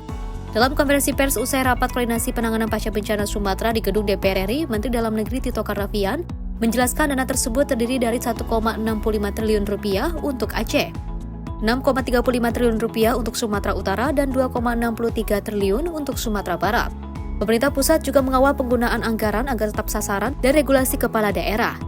Presiden pada bulan Januari juga sudah menyetujui tambahan 3D transfer keuangan daerah kepada daerah-daerah 3 provinsi ini, kabupaten kota, yang totalnya sebanyak 10,6 triliun ya. Dan kami sudah menginventarisir rencana kegiatan mereka semua dengan peraturan perkada istilahnya dibuatkan, peraturan gubernur atau wali kota atau bupati. Masih. Selain TKD, pemerintah juga menyetujui anggaran rehabilitasi dan rekonstruksi pasca bencana di Sumatera senilai 100 triliun untuk 3 tahun. Dana tersebut akan dialokasikan secara bertahap mulai 2026 hingga 2028 untuk mempercepat pemulihan wilayah terdampak. Tim redaksi Simpo TV melaporkan.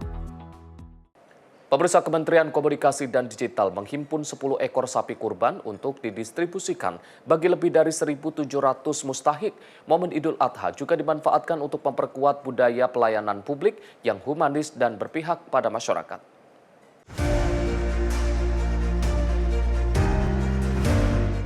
Kementerian Komunikasi dan Digital menggelar penyerahan simbolis hewan kurban Idul Adha 1447 Hijriah di pelataran Masjid At-Taqwa, kantor Kemkemdigi, Jakarta Pusat.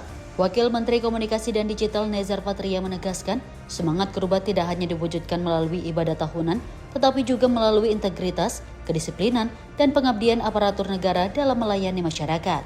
Menurutnya, nilai-nilai gotong royong dan kepedulian sosial harus terus hidup di lingkungan kerja kementerian. Ia menyebut semangat itu menjadi fondasi dalam membangun budaya kerja yang harmonis, kolaboratif, dan humanis. Dalam kesempatan itu, Wamen juga mengapresiasi partisipasi seluruh pegawai, unit kerja, dan panitia kurban yang telah berkontribusi dalam kegiatan tersebut. Melalui kegiatan penyerahan hewan kurban ini, kita ingin menegaskan bahwa semangat gotong royong dan kepedulian sosial harus terus menyala dan hidup subur di lingkungan Kementerian Komdigi. Semangat ini adalah fondasi penting dalam membangun budaya kerja yang tidak hanya harmonis dan kolaboratif, tapi juga humanis. Sementara itu, Direktur Jenderal Teknologi Pemerintah Digital Mira Tayyiba menjelaskan tahun ini Kemkemdigi berhasil menghimpun sekitar 10 ekor sapi kurban dari partisipasi pimpinan dan pegawai. Proses pemotongan hewan kurban dijadwalkan berlangsung pada 30 Mei, sementara distribusi daging kurban akan dilakukan pada 2 Juni. Sebanyak 1.751 mustahik akan menerima distribusi daging kurban, termasuk pegawai, tenaga honorer, petugas keamanan, petugas kebersihan, pengemudi, hingga yayasan sosial dan panti asuhan. Pelaksanaan kurban Idul Adha ini diharapkan mampu memperkuat semangat kebersamaan, solidaritas sosial, dan pengabdian kepada masyarakat. Tim Redaksi Sinpo TV melaporkan. Sementara itu, Menteri Pendidikan Dasar dan Menengah Abdul Mukti mengapresiasi partisipasi berbagai pihak dalam membangun pendidikan Indonesia. Hal itu disampaikan dalam Malam Tasyakuran Hardiknas 2026 di Jakarta.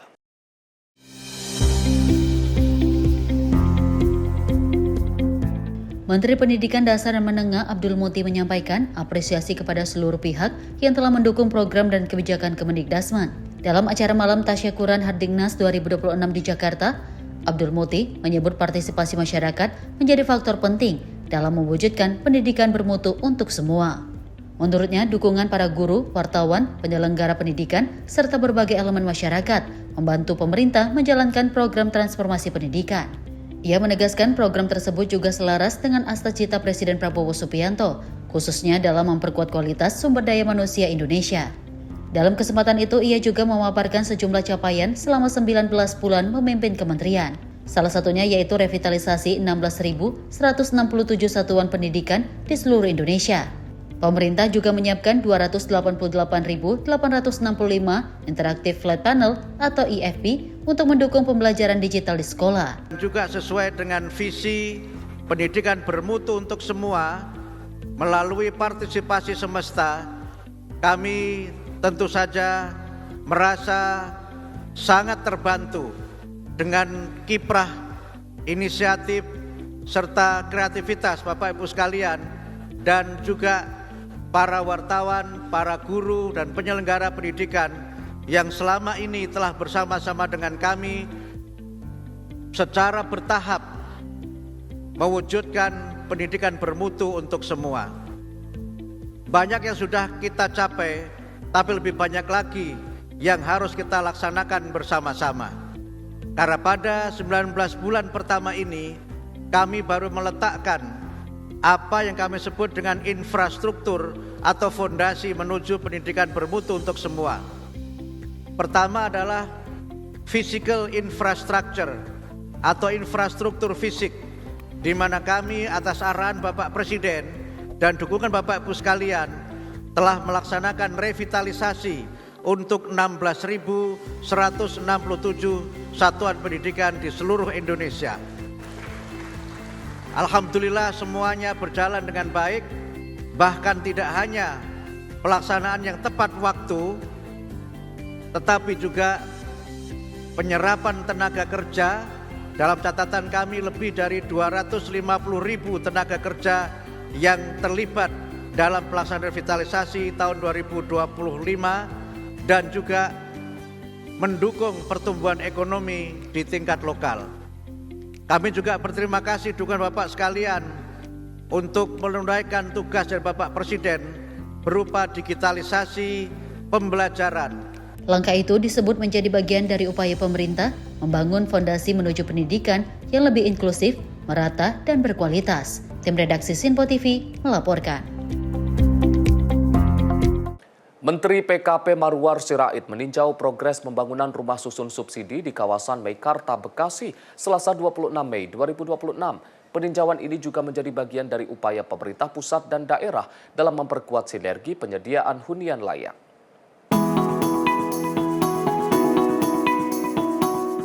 Menteri PKP Marwar Sirait meninjau progres pembangunan rumah susun subsidi di kawasan Meikarta, Bekasi, Selasa 26 Mei 2026. Kegiatan tersebut dilakukan untuk melihat langsung kesiapan lahan dan progres awal pembangunan hunian vertikal bersubsidi yang diperuntukkan bagi masyarakat berpenghasilan rendah. Peninjauan ini juga menjadi bagian dari upaya pemerintah pusat dan daerah dalam memperkuat sinergi penyediaan hunian layak yang terjangkau di wilayah perkotaan maupun kawasan industri.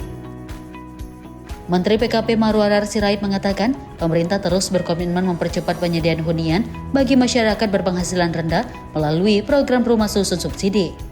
Menurutnya, pembangunan tersebut diharapkan mampu menghadirkan hunian yang layak sekaligus dekat dengan pusat aktivitas masyarakat.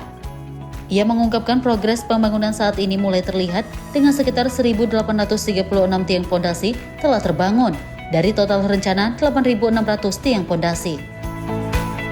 Dalamnya itu kan 3 lantai parkir. Jadi decknya itu untuk warga itu di lantai ke-3. Jadi lebih tinggi dari ini. Ya. Total 30 hektar. Yang blok yang pertama ini 11,3. Yang sebelah situ Pak? Ini semua. Terus sampai ujung sana.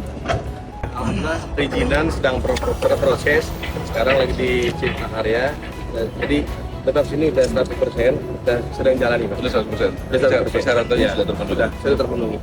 Terkait kajian AMDAL-nya bagaimana Pak? Itu kan AMDAL kawasan kan sudah ada. Dan setiap proyek ini kan sudah ada AMDAL. Jadi yang khusus untuk ini sedang terus dilakukan. Ia menambahkan pengembangan rusun subsidi Meikarta direncanakan berada di 3 lokasi dengan luas masing-masing sekitar 10 hektar. Yang akan diisi sejumlah tower hunian bertingkat untuk masyarakat berpenghasilan rendah. Sementara itu, PLT Bupati Bekasi Asep Surya Atmaja menyampaikan dukungan penuh terhadap percepatan pembangunan hunian vertikal di Kabupaten Bekasi, termasuk kelancaran proses perizinan di daerah.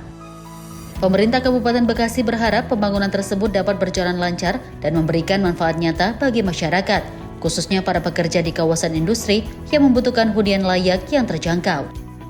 Tim redaksi Sinpo TV melaporkan. Pemirsa, Menteri Pariwisata Widianti Putri Wardana mengklaim penataan ekosistem usaha akomodasi berbasis platform digital mulai menunjukkan hasil positif. Kementerian Pariwisata mencatat jumlah usaha akomodasi yang memiliki izin resmi atau nomor induk berusaha meningkat 46,5% dibandingkan dengan 31 Maret 2025 lalu.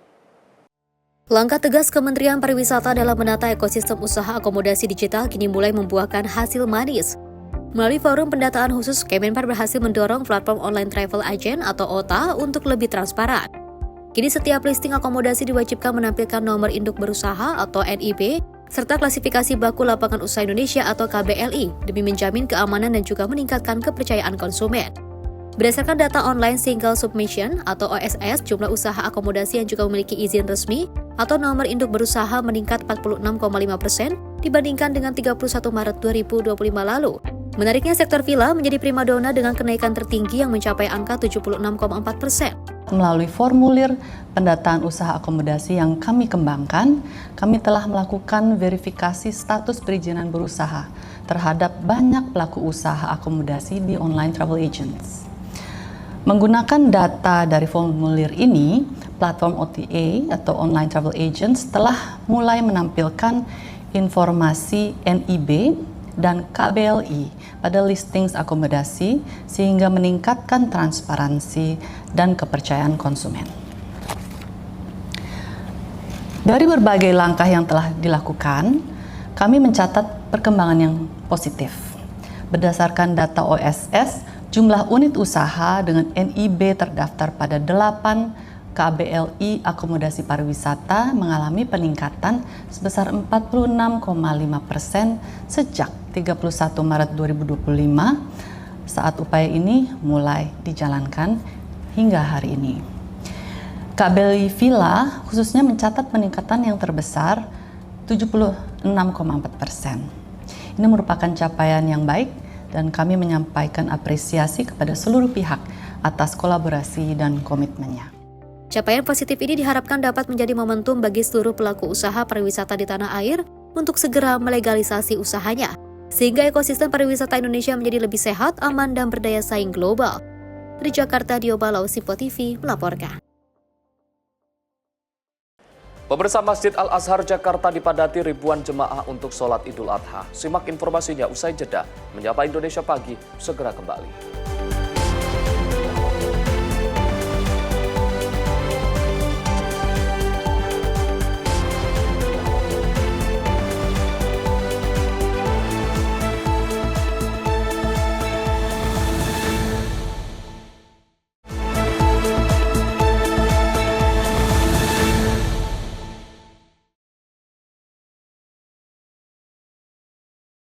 Pemirsa, Anda kembali menyaksikan Menyapa Indonesia Pagi.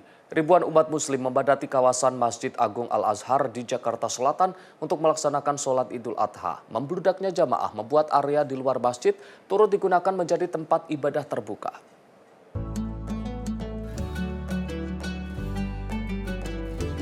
Suasana hikmat menyelimuti kawasan Masjid Agung Al-Azhar Jakarta Selatan pada Rabu pagi.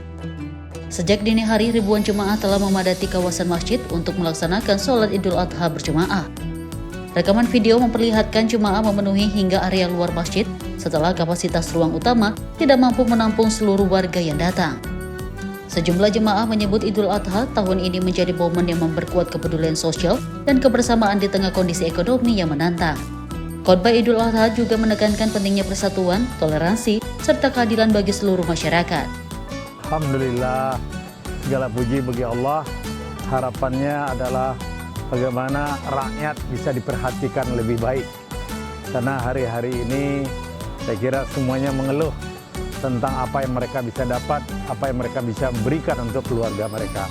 Karena itu harus bersama-sama kita upayakan agar rakyat itu mendapatkan kesejahteraan lebih di negeri yang indah ini, apalagi haji. Keadilan adalah untuk keadilan. Harapannya semoga kita sebagai manusia bisa saling berkolaborasi, bisa saling toleransi, seperti yang tadi khotbah dari Prof. Din Syamsuddin, biar kita menebarkan cinta satu sama lain dan persatuan yang paling penting sih. Usai sholat Id, suasana berubah menjadi penuh kehangatan saat jemaah saling bersalaman dan menyampaikan ucapan hari raya. Tradisi pembagian daging kurban kepada masyarakat kurang mampu juga menjadi bagian terpenting dalam perayaan Idul Adha di Indonesia. Warga secara gotong royong mengumpulkan dana untuk membeli hewan kurban seperti sapi dan kambing, yang dagingnya kemudian dibagikan kepada masyarakat yang membutuhkan. Tim redaksi Sinpo TV melaporkan.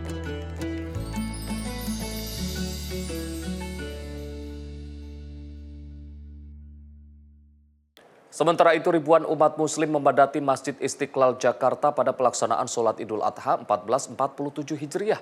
Pelaksanaan sholat berlangsung hikmat dan tertib dengan dihadiri langsung oleh Wakil Presiden Republik Indonesia serta sejumlah Menteri Kabinet.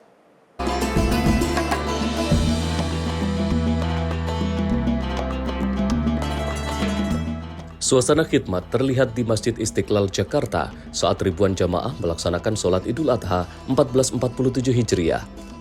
Sejak pagi hari, para jamaah telah memadati area Masjid Istiqlal untuk mengikuti sholat Idul Adha secara berjamaah.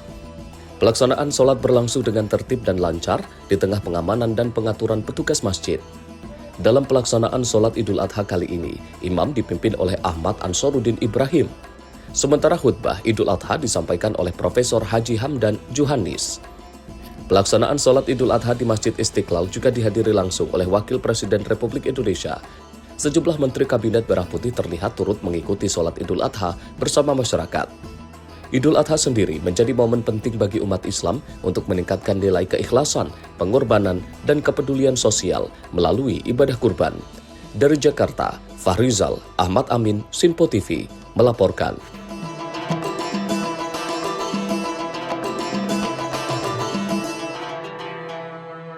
Badan Pengelola Masjid Istiqlal masih membuka kesempatan bagi masyarakat yang ingin menitipkan hewan kurban pada perayaan Idul Adha 1447 Hijriah. Bantuan ini masih dibuka hingga memasuki waktu yang tepat untuk menyalurkan daging kurban kepada masyarakat.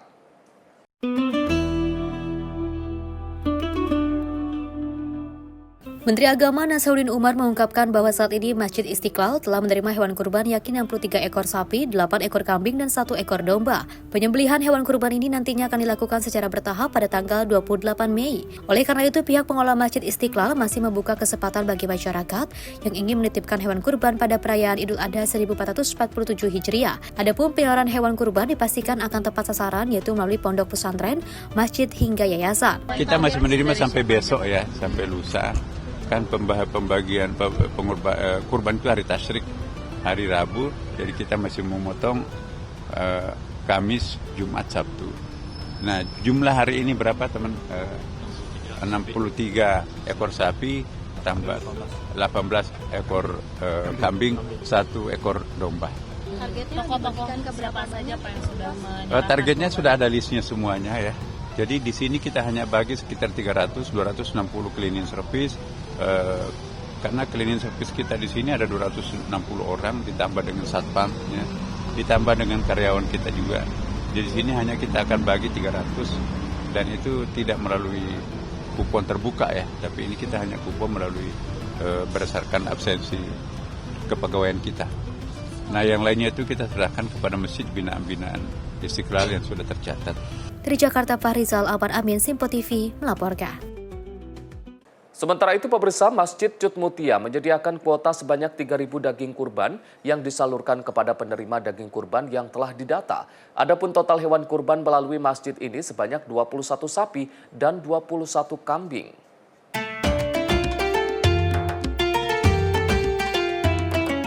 Proses penyembelihan dan pemotongan hewan kurban di Masjid Cut Mutia, Jakarta Pusat berjalan baik dan lancar. Sebanyak 21 sapi dan 21 kambing dikurban melalui masjid ini, yang terkumpul melalui sejumlah pejabat seperti mantan Presiden kelima Megawati Soekarno Putri, Kepala Staf Angkatan Laut, Wakil Kepala Staf Angkatan Laut Koril Tanjung, hingga Pangko Armada RI. Selain daripada pejabat tersebut, masyarakat umum lainnya turut memberikan hewan kurban kepada masjid ini. Di masjid ini, proses penyembelihan hewan kurban dimulai sejak pukul 9 pagi hingga pukul 2 siang. Selanjutnya, proses produksi seperti pemotongan daging, pencacahan hingga pengemasan daging kurban akan selesai pada pukul 4 sore. Nantinya, daging kurban yang telah dikemas dan dibagikan kepada perwakilan RT RW setempat yang telah didata sebelumnya. Total 3.000 kuota daging kurban disiapkan kepada calon penerima dengan pemetaan wilayah di kawasan Jabodetabek. Ya, jadi memang kami udah bekerja sama. Di Masjid Cut Mutia ini kami tidak ada pembagian di masjid. Jadi kami membagikan itu langsung kepada RT dan RW setempat di sekitar, baik di Menteng Kecil, di Kalipasir, di sekitar kami. Jadi ketika kita sudah disembelih gitu ya, kami oper bahasanya ke bagian produksi kami, itu kita bagi per kantong, rata-rata kita harapkan 2,5 sampai 3 kilo per kantongnya. Dan itu kita ya dapat ribuan kantong, utamanya insya Allah. Nanti yang RW atau RT setempat ngambil di sini langsung. Dan mereka ngambil dibagikan di RT dan RW setempat, sehingga mengurangi resiko untuk kerumunan dan juga hal-hal yang tidak diinginkan. Dari Jakarta, Max Muntero Nabayu, Simpo TV melaporkan. Panitia hewan kurban di Masjid Jami At-Taqwa, Perumahan Duta Kranji, Kota Bekasi Barat, Jawa Barat, menggunakan alat perebah atau peroboh sapi yang dibuat sendiri. Alat tersebut sengaja dibuat untuk efisiensi waktu dan agar sapi tidak mengamuk atau kabur saat hendak disembelih. Beginilah suasana pemotongan hewan kurban di Masjid Jami At-Taqwa, Perumahan Duta Kranji, Kota Bekasi, Jawa Barat, Rabu siang. Proses penyembelihan hewan kurban terutama sapi berlangsung lancar tanpa kendala lantaran panitia kurban menggunakan alat peroboh atau perebah sapi agar saat hendak disembelih sapi tidak mengamuk. Ketua panitia kurban Masjid Jami At-Taqwa mengatakan, alat yang terbuat dari besi tersebut sengaja dibuat oleh panitia dan sudah digunakan selama 2 tahun terakhir. Alat tersebut juga menghemat tenaga panitia saat merobohkan sapi berukuran besar. Minggu sebelumnya sudah kita kasih tahu, kita sosialisasi kepada jamaah bahwa yang mau ikut berkorban sapi maupun kambing itu harus sudah mendaftar tidak seminggu sebelumnya. Dan hari ini mulai pelaksanaan juga sudah kita tahu bahwa pemotongan mulai jam 8, nah supaya nanti selesai tidak sampai sore. Nah nanti insya Allah mungkin pada zuhur sudah selesai pemotongan dan sampai dengan asar itu akan dilakukan distribusi kepada masyarakat. Masjid Jamiah Taqwa pada Idul Adha tahun ini menyembelih 9 ekor sapi dan 30 ekor kambing dari jamaah masjid. Rencananya usai sholat duhur, proses pemotongan hewan kurban ditargetkan selesai dan langsung didistribusikan kepada 1.500 penerima. Dari Bekasi, tim liputan Simo TV melaporkan. Pemirsa, seekor sapi kurban di kawasan Ciputat Timur, Tangerang Selatan mendadak mengamuk dan kabur ke jalan raya saat hendak disembelih. Proses penangkapan pun berlangsung dramatis saat warga dan polisi bersama-sama berupaya mengamankan sapi demi menjaga keselamatan pengguna jalan. Suasana Jalan Insinyur Haji Juanda, Kelurahan Pisangan, Kecamatan Ciputat Timur, Tangerang Selatan, Rabu siang mendadak heboh. Seekor sapi kurban milik Masjid As-Salam Semanggi 1 tiba-tiba mengamuk dan melepaskan diri saat akan disembelih. Sapi berukuran besar itu berlari ke arah jalan raya membuat warga dan pengendara panik. Demi mencegah hal-hal yang membahayakan pengguna jalan, warga bersama aparat kepolisian langsung melakukan pengejaran. Menurut warga, sapi diduga mengalami stres saat hendak diikat untuk proses penyembelihan. Tenaga sapi yang besar membuat tali pengikat terlepas hingga hewan tersebut berhasil kabur ke jalanan. Proses penangkapan berlangsung dramatis selama 1 jam lebih. Puluhan warga, pengendara yang melintas, hingga aparat kepolisian turun tangan membantu mengepung dan menenangkan sapi. Ya, sapi itu tadinya mau dipotong untuk persiapan untuk dibagi-bagi ke masyarakat untuk kurban. Tapi sempat berontak, ngamuk, lalu berusaha ditenangkan oleh masyarakat warga sekitar maupun yang tukang potongnya. Namun tetap berontak, akhirnya dia lari, lepas dari tali. Lalu ke arah jalan Insinyur Haji Juanda, tepatnya depan Samsung sampai ke arah Polsek. Nah, masyarakat ikut membantu ngejar sehingga lalu lintas kan tuh jadi macet karena ketakutan. Akhirnya masyarakat mengusir supaya jangan sampai dia ke tengah jalan raya. Sapi itu masuk ke dalam asrama Putri UIN di daerah Semanggi juga. Nah, di situ masyarakat ngumpul. Lalu secara perlahan-lahan sapi itu ditenangkan dan bisa ditangkap kembali dan sekarang bisa dipotong untuk kurban lagi. Sementara itu polisi menyebut cepatnya laporan dari warga membuat penanganan bisa dilakukan dengan sigap. Polisi juga mengapresiasi kolaborasi warga yang turut membantu mengamankan situasi demi mencegah korban di jalan raya. Alhamdulillah sapi tersebut sudah diamankan, kolaborasi antara aparat dan warga, dan kuncinya adalah bagaimana keselamatan masyarakat adalah hukum yang tertinggi. Kami sampaikan kepada masyarakat apabila mengetahui ada peristiwa atau gangguan Kamtibmas, silakan hubungin kami di layanan call center 110 ataupun layanan hotline kami yang sudah kami sebar melalui stiker-stiker di warga di 0852 13452 411. Terima kasih atas kontribusi masyarakat dan partisipasi masyarakat dalam memberikan informasi terhadap Kamtibmas di wilayah kami. Aksi kejar-kejaran ini sempat menarik perhatian warga dan membuat arus lalu lintas di lokasi menjadi padat. Setelah 1,5 jam, sapi akhirnya berhasil diamankan dan disembelih sesuai rencana. Beruntung, tidak ada korban jiwa maupun luka dalam peristiwa ini. Namun insiden tersebut menjadi pengingat pentingnya pengamanan hewan kurban demi keselamatan. Mujib Latumairisa melaporkan. Pemirsa, Menteri Agama Nasaruddin Umar melaksanakan sholat Idul Adha di Masjid Istiqlal, Jakarta dan mengapresiasi pesan khatib saat khutbah sholat Idul Adha untuk menjaga kelestarian alam.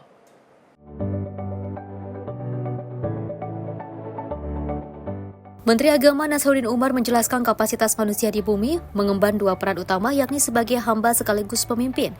Kedua peran tersebut tidak akan berjalan ideal tanpa adanya dukungan lingkungan alam yang sehat.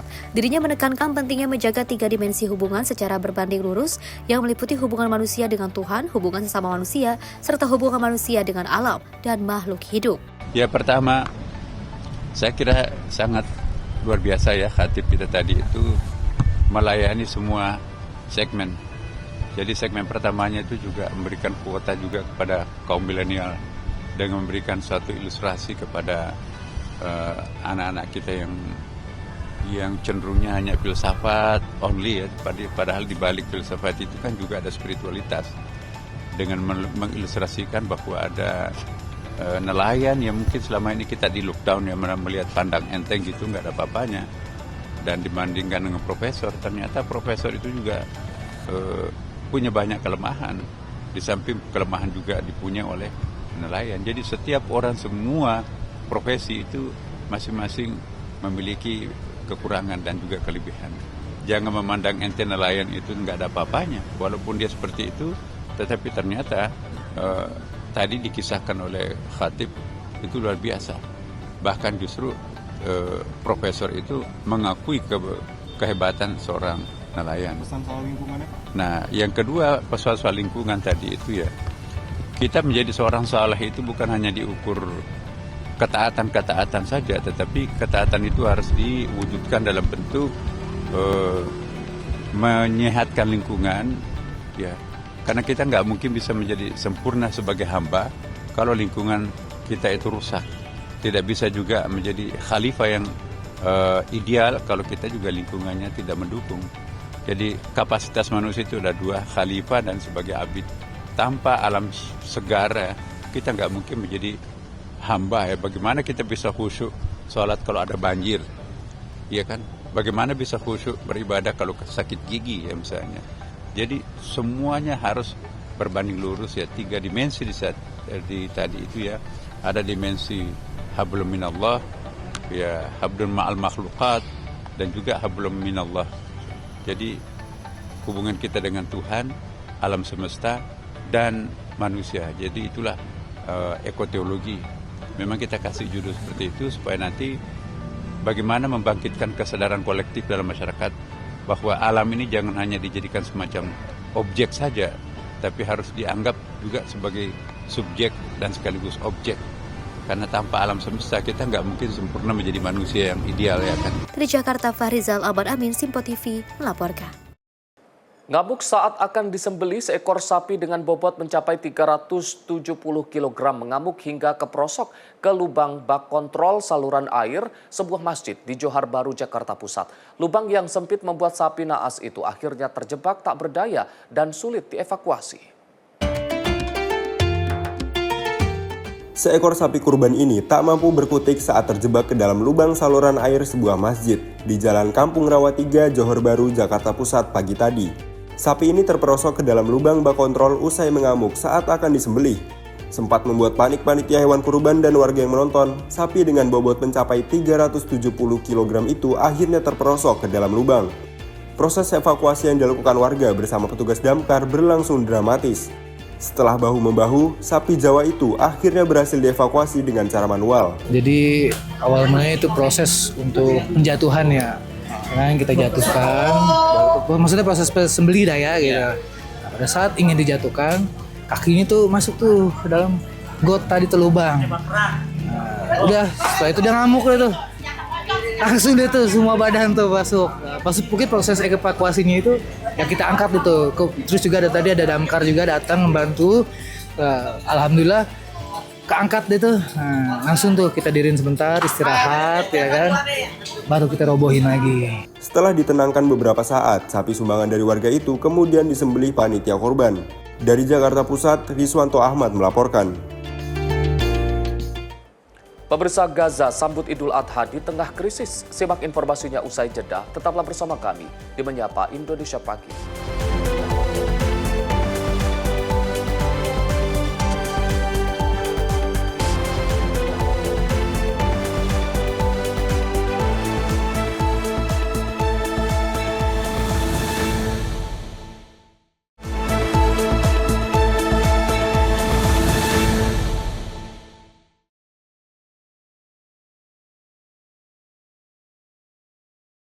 Pemirsa, Anda kembali menyaksikan Menyapa Indonesia Pagi. Suasana Idul Adha di Gaza, Palestina tahun ini jauh dari kemeriahan. Warga merayakan hari besar di tengah krisis kemanusiaan, kelangkaan kebutuhan pokok, dan kehancuran akibat perang yang masih berlangsung.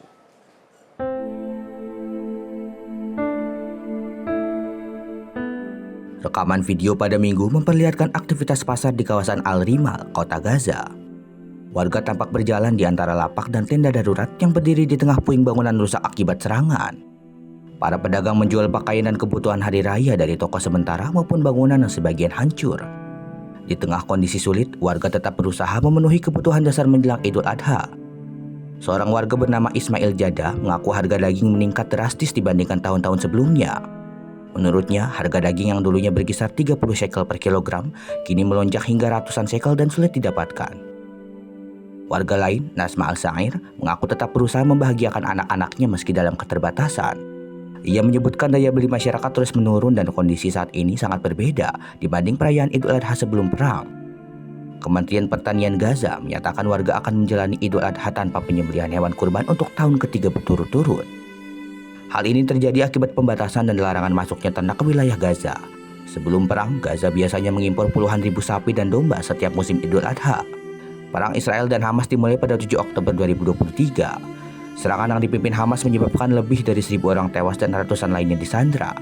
Israel kemudian melancarkan operasi militer besar-besaran di Gaza yang menyebabkan puluhan ribu warga Palestina meninggal dunia dan terluka. Tim redaksi Sinpo TV melaporkan. Sementara itu, pemirsa, ribuan warga Palestina di jalur Gaza menggelar sholat Idul Adha di alun-alun Al-Saraya, kota Gaza, di tengah kondisi perang dan krisis kemanusiaan yang masih berlangsung. Suasana haru menyelimuti perayaan Hari Raya yang kali ini berlangsung di tengah reruntuhan dan keterbatasan hidup warga.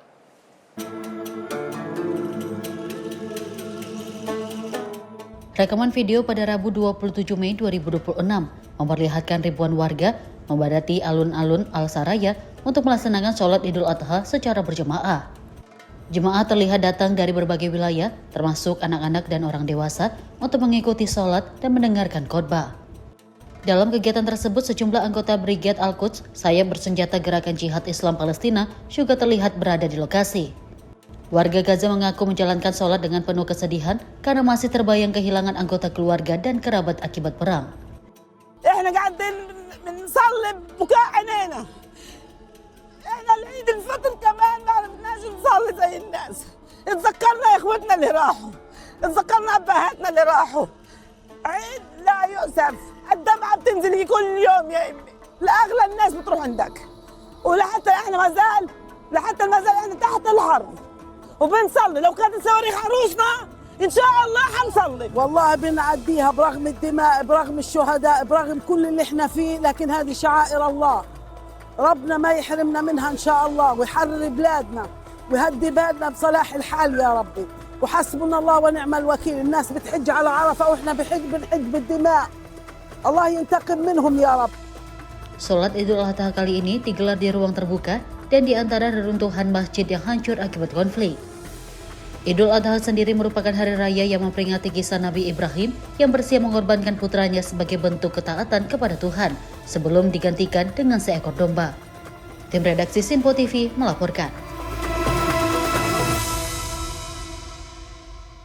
Ratusan ribu umat muslim membadati kompleks Masjid Al-Aqsa di Yerusalem untuk menunaikan sholat Idul Adha. Mereka merayakan suasana penuh sukacita setelah masjid kembali dibuka usai penutupan selama 40 hari.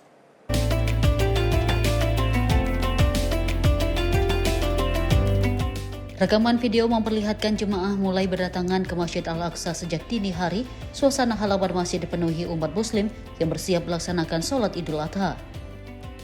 Sejumlah anak-anak terlihat membagikan permen kepada para jemaah, sementara keluarga dan pengunjung mengabadikan momen dengan berfoto bersama. Selesai sholat, para jemaah mengungkapkan kebahagiaan mereka atas kembalinya aktivitas ibadah di Masjid Al-Aqsa setelah sebelumnya dibatasi otoritas Israel. والله ما بنقدر نعيش من غير المسجد الأقصى. ما بنقدر، لازم كل يوم نكون نعدي عنه ونصلي فيه. وعدت أيام صعبة جدا إنه لا صلينا صلاة التراويح ولا صلينا برمضان في المسجد الأقصى ولا صلاة العيد. وصلاة العيد بالنسبة لنا احنا المقدسيين هون يعني أكبر فرحة إلنا، لأنه بتجمع فيها جميع المسلمين، جميع الجيران وجميع الأهل والأولاد والنساء. فيعني الحمد لله رب العالمين اللي رجعنا وصلينا صلاة العيد في المسجد الأقصى. Penutupan Masjid Al-Aqsa terjadi setelah operasi militer gabungan Amerika Serikat dan Israel terhadap Iran pada 28 Februari. Israel menutup kompleks masjid selama 40 hari yang bertepatan dengan perayaan Idul Fitri tahun 2026. كل عام وانتم بخير وعيد اضحى مبارك. الاجواء ما شاء الله ايمانيه، اعداد مصلين ما شاء الله اعداد كثير كبيره اخبرت عن المسجد الاقصى خلافا عن السنه الماضيه كان الاقصى مغلق وما كان في امكانيه للوصول والصلاه في المسجد، والحمد لله رب العالمين في اعداد هلا كبيره الحمد لله واقبال كثير كبير، وكل عام وانتم بالف خير ان شاء الله والامه الاسلاميه والعربيه بالف صحه وسلام يا رب. Kondisi itu menjadi penutupan penuh pertama Masjid Al-Aqsa saat Hari Raya sejak tahun 1967. Idul Adha merupakan salah satu hari besar terpenting dalam kalender Islam dan bertepatan dengan puncak ibadah haji di Mekah. Tim redaksi Sinpo TV melaporkan. Pemirsa, jelang perayaan Idul Adha, warga di Srinagar, Kashmir, India mengeluhkan melonjaknya harga hewan kurban. Kenaikan ini dipicu oleh dampak konflik Amerika Serikat dan Iran yang membuat harga bahan bakar meningkat.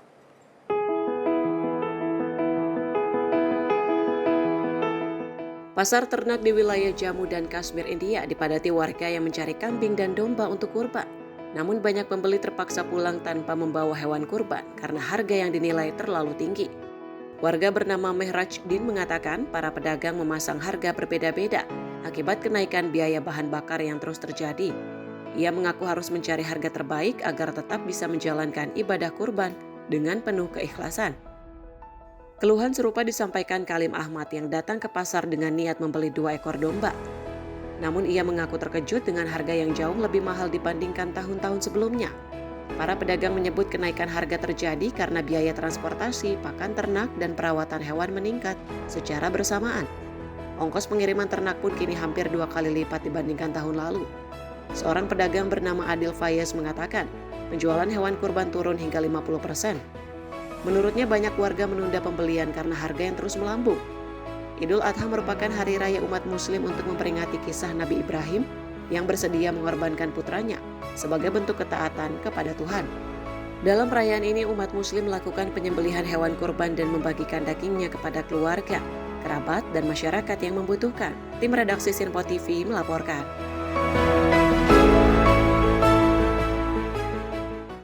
Garda Revolusi Iran atau IRGC merilis rekaman video yang diklaim menunjukkan pasukannya menghadang pesawat tempur siluman Amerika Serikat jenis F-35 serta menembak jatuh drone MQ-9. Insiden ini terjadi di tengah meningkatnya ketegangan menyusul serangan militer Amerika Serikat di wilayah selatan Iran.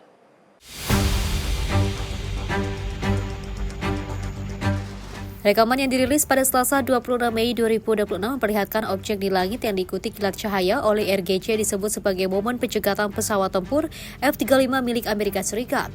Dalam bagian lain, video terlihat sebuah objek terbang yang juga diklaim berhasil ditembak oleh pasukan Iran. Dalam pernyataan, IRGC menyebut pesawat tempur F-35 terdeteksi pada 25 Mei 2026 pukul 3 dini hari waktu setempat. IRGC mengklaim pesawat itu mendeteksi kunci misil kemudian mengubah arah dan juga meninggalkan wilayah tersebut. Iran juga mengatakan berhasil menembak jatuh drone pengintai MQ-9 milik Amerika pada malam yang sama. Hingga saat ini, militer Amerika Serikat belum memberikan tanggapan resmi terkait klaim tersebut. Sebelumnya, Komando Pusat Militer Amerika Serikat ataupun CENTCOM menyatakan pasukan Amerika Serikat melancarkan serangan yang juga disebut sebagai aksi bela diri di wilayah selatan Iran. Target serangan disebut meliputi lokasi peluncuran misil dan kapal yang dituduh menebar ranjau di dekat Selat Hormuz. Ketegangan memanas saat Presiden Amerika Serikat Donald Trump kembali menegaskan penolakannya terhadap kepemilikan senjata nuklir oleh Iran. Menteri Luar Negeri Amerika Serikat Marco Rubio juga menyatakan Washington akan mencapai kesepakatan dengan Teheran atau menyelesaikan masalah tersebut dengan cara lain. Tim redaksi Sinpo TV melaporkan. Pemirsa, ratusan umat muslim dan warga pendatang memadati Masjid Pusat Seoul, Korea Selatan untuk melaksanakan sholat Idul Adha pada Rabu pagi. Meski jauh dari kampung halaman, suasana hangat dan khidmat tetap terasa dalam perayaan Hari Raya Kurban tersebut. Suasana perayaan Idul Adha terlihat ramai di Masjid Pusat Seoul yang berada di kawasan Itaewon, Korea Selatan. Ratusan jamaah terlihat memadati area masjid untuk menunaikan sholat Idul Adha secara berjamaah. Sejumlah warga muslim pendatang mengaku merindukan suasana Idul Adha di negara asal mereka yang biasanya dirayakan bersama keluarga dan kerabat. Di Korea Selatan, proses penyembelihan hewan kurban diatur ketat oleh pemerintah, sehingga tidak terlihat hewan kurban di jalanan seperti di banyak negara muslim lainnya. Jamaah yang ingin melaksanakan kurban secara langsung harus menggunakan fasilitas halal resmi yang berada di luar pusat kota. Sementara itu banyak muslim perantau memilih mengirim donasi ke negara asal mereka untuk pelaksanaan kurban. Federasi Muslim Korea juga membagikan susu dan roti kepada jamaah usai sholat Idul Adha berlangsung. Idul Adha diperingati umat muslim untuk mengenang ketaatan Nabi Ibrahim yang bersiap mengorbankan putranya demi menjalankan perintah Tuhan. Tim redaksi Sinpo TV melaporkan.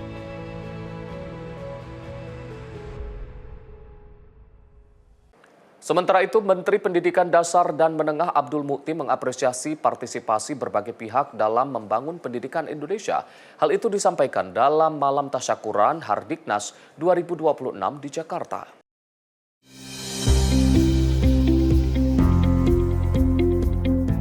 Menteri Pendidikan Dasar dan Menengah Abdul Mukti menyampaikan apresiasi kepada seluruh pihak yang telah mendukung program dan kebijakan Kemendikdasman.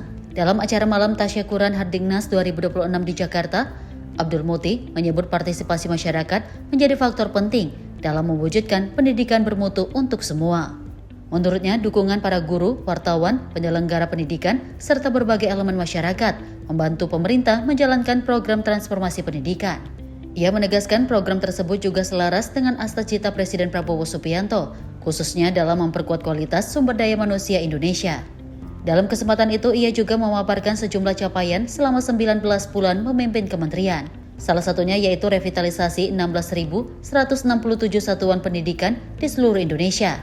Pemerintah juga menyiapkan 288.865 interaktif flat panel atau IFP untuk mendukung pembelajaran digital di sekolah. Juga sesuai dengan visi pendidikan bermutu untuk semua, melalui partisipasi semesta, kami tentu saja merasa sangat terbantu dengan kiprah, inisiatif, serta kreativitas Bapak Ibu sekalian, dan juga para wartawan, para guru, dan penyelenggara pendidikan yang selama ini telah bersama-sama dengan kami secara bertahap mewujudkan pendidikan bermutu untuk semua.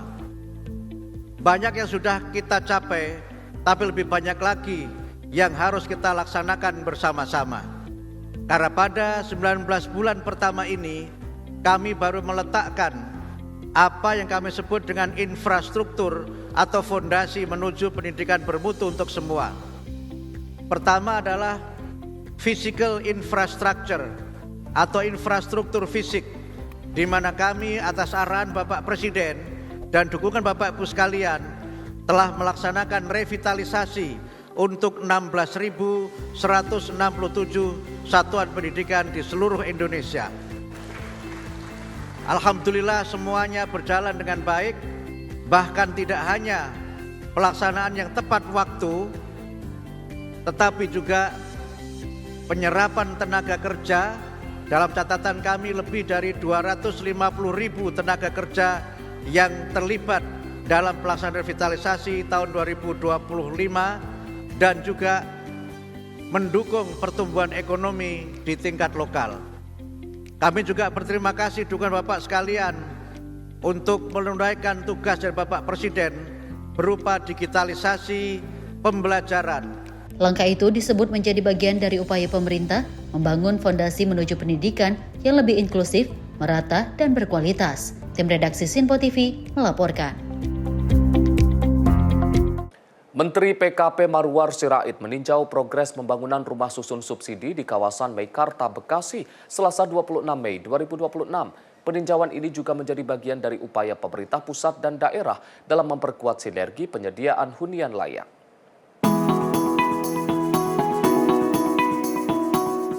Menteri PKP Marwar Sirait meninjau progres pembangunan rumah susun subsidi di kawasan Meikarta, Bekasi, Selasa 26 Mei 2026. Kegiatan tersebut dilakukan untuk melihat langsung kesiapan lahan dan progres awal pembangunan hunian vertikal bersubsidi yang diperuntukkan bagi masyarakat berpenghasilan rendah. Peninjauan ini juga menjadi bagian dari upaya pemerintah pusat dan daerah dalam memperkuat sinergi penyediaan hunian layak yang terjangkau di wilayah perkotaan maupun kawasan industri. Menteri PKP Marwarar Sirait mengatakan, pemerintah terus berkomitmen mempercepat penyediaan hunian bagi masyarakat berpenghasilan rendah melalui program rumah susun subsidi. Menurutnya, pembangunan tersebut diharapkan mampu menghadirkan hunian yang layak sekaligus dekat dengan pusat aktivitas masyarakat.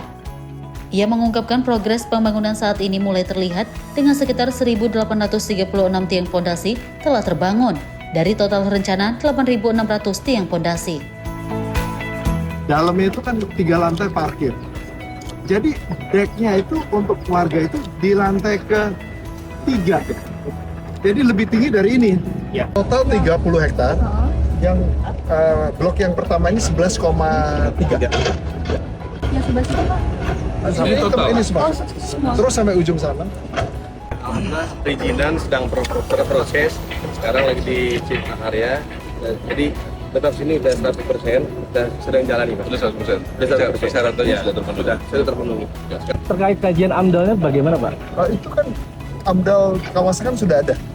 Dan setiap proyek ini kan sudah ada AMDAL. Jadi yang khusus untuk ini sedang terus dilakukan.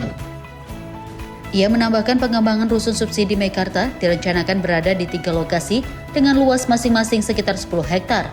Yang akan diisi sejumlah tower hunian bertingkat untuk masyarakat berpenghasilan rendah. Sementara itu, PLT Bupati Bekasi Asep Surya Atmaja menyampaikan dukungan penuh terhadap percepatan pembangunan hunian vertikal di Kabupaten Bekasi, termasuk kelancaran proses perizinan di daerah. Pemerintah Kabupaten Bekasi berharap pembangunan tersebut dapat berjalan lancar dan memberikan manfaat nyata bagi masyarakat, khususnya para pekerja di kawasan industri yang membutuhkan hunian layak yang terjangkau. Tim redaksi Sinpo TV melaporkan. Pemirsa, Menteri Pariwisata Widianti Putri Wardana mengklaim penataan ekosistem usaha akomodasi berbasis platform digital mulai menunjukkan hasil positif. Kementerian Pariwisata mencatat jumlah usaha akomodasi yang memiliki izin resmi atau nomor induk berusaha meningkat 46,5% dibandingkan dengan 31 Maret 2025 lalu. Langkah tegas Kementerian Pariwisata dalam menata ekosistem usaha akomodasi digital kini mulai membuahkan hasil manis. Melalui forum pendataan khusus, Kemenpar berhasil mendorong platform online travel agent atau OTA untuk lebih transparan. Kini setiap listing akomodasi diwajibkan menampilkan nomor induk berusaha atau NIB, serta klasifikasi baku lapangan usaha Indonesia atau KBLI demi menjamin keamanan dan juga meningkatkan kepercayaan konsumen. Berdasarkan data online single submission atau OSS, jumlah usaha akomodasi yang juga memiliki izin resmi atau nomor induk berusaha meningkat 46,5% dibandingkan dengan 31 Maret 2025 lalu. Menariknya, sektor villa menjadi primadona dengan kenaikan tertinggi yang mencapai angka 76,4%. Melalui formulir pendataan usaha akomodasi yang kami kembangkan, kami telah melakukan verifikasi status perizinan berusaha terhadap banyak pelaku usaha akomodasi di online travel agents.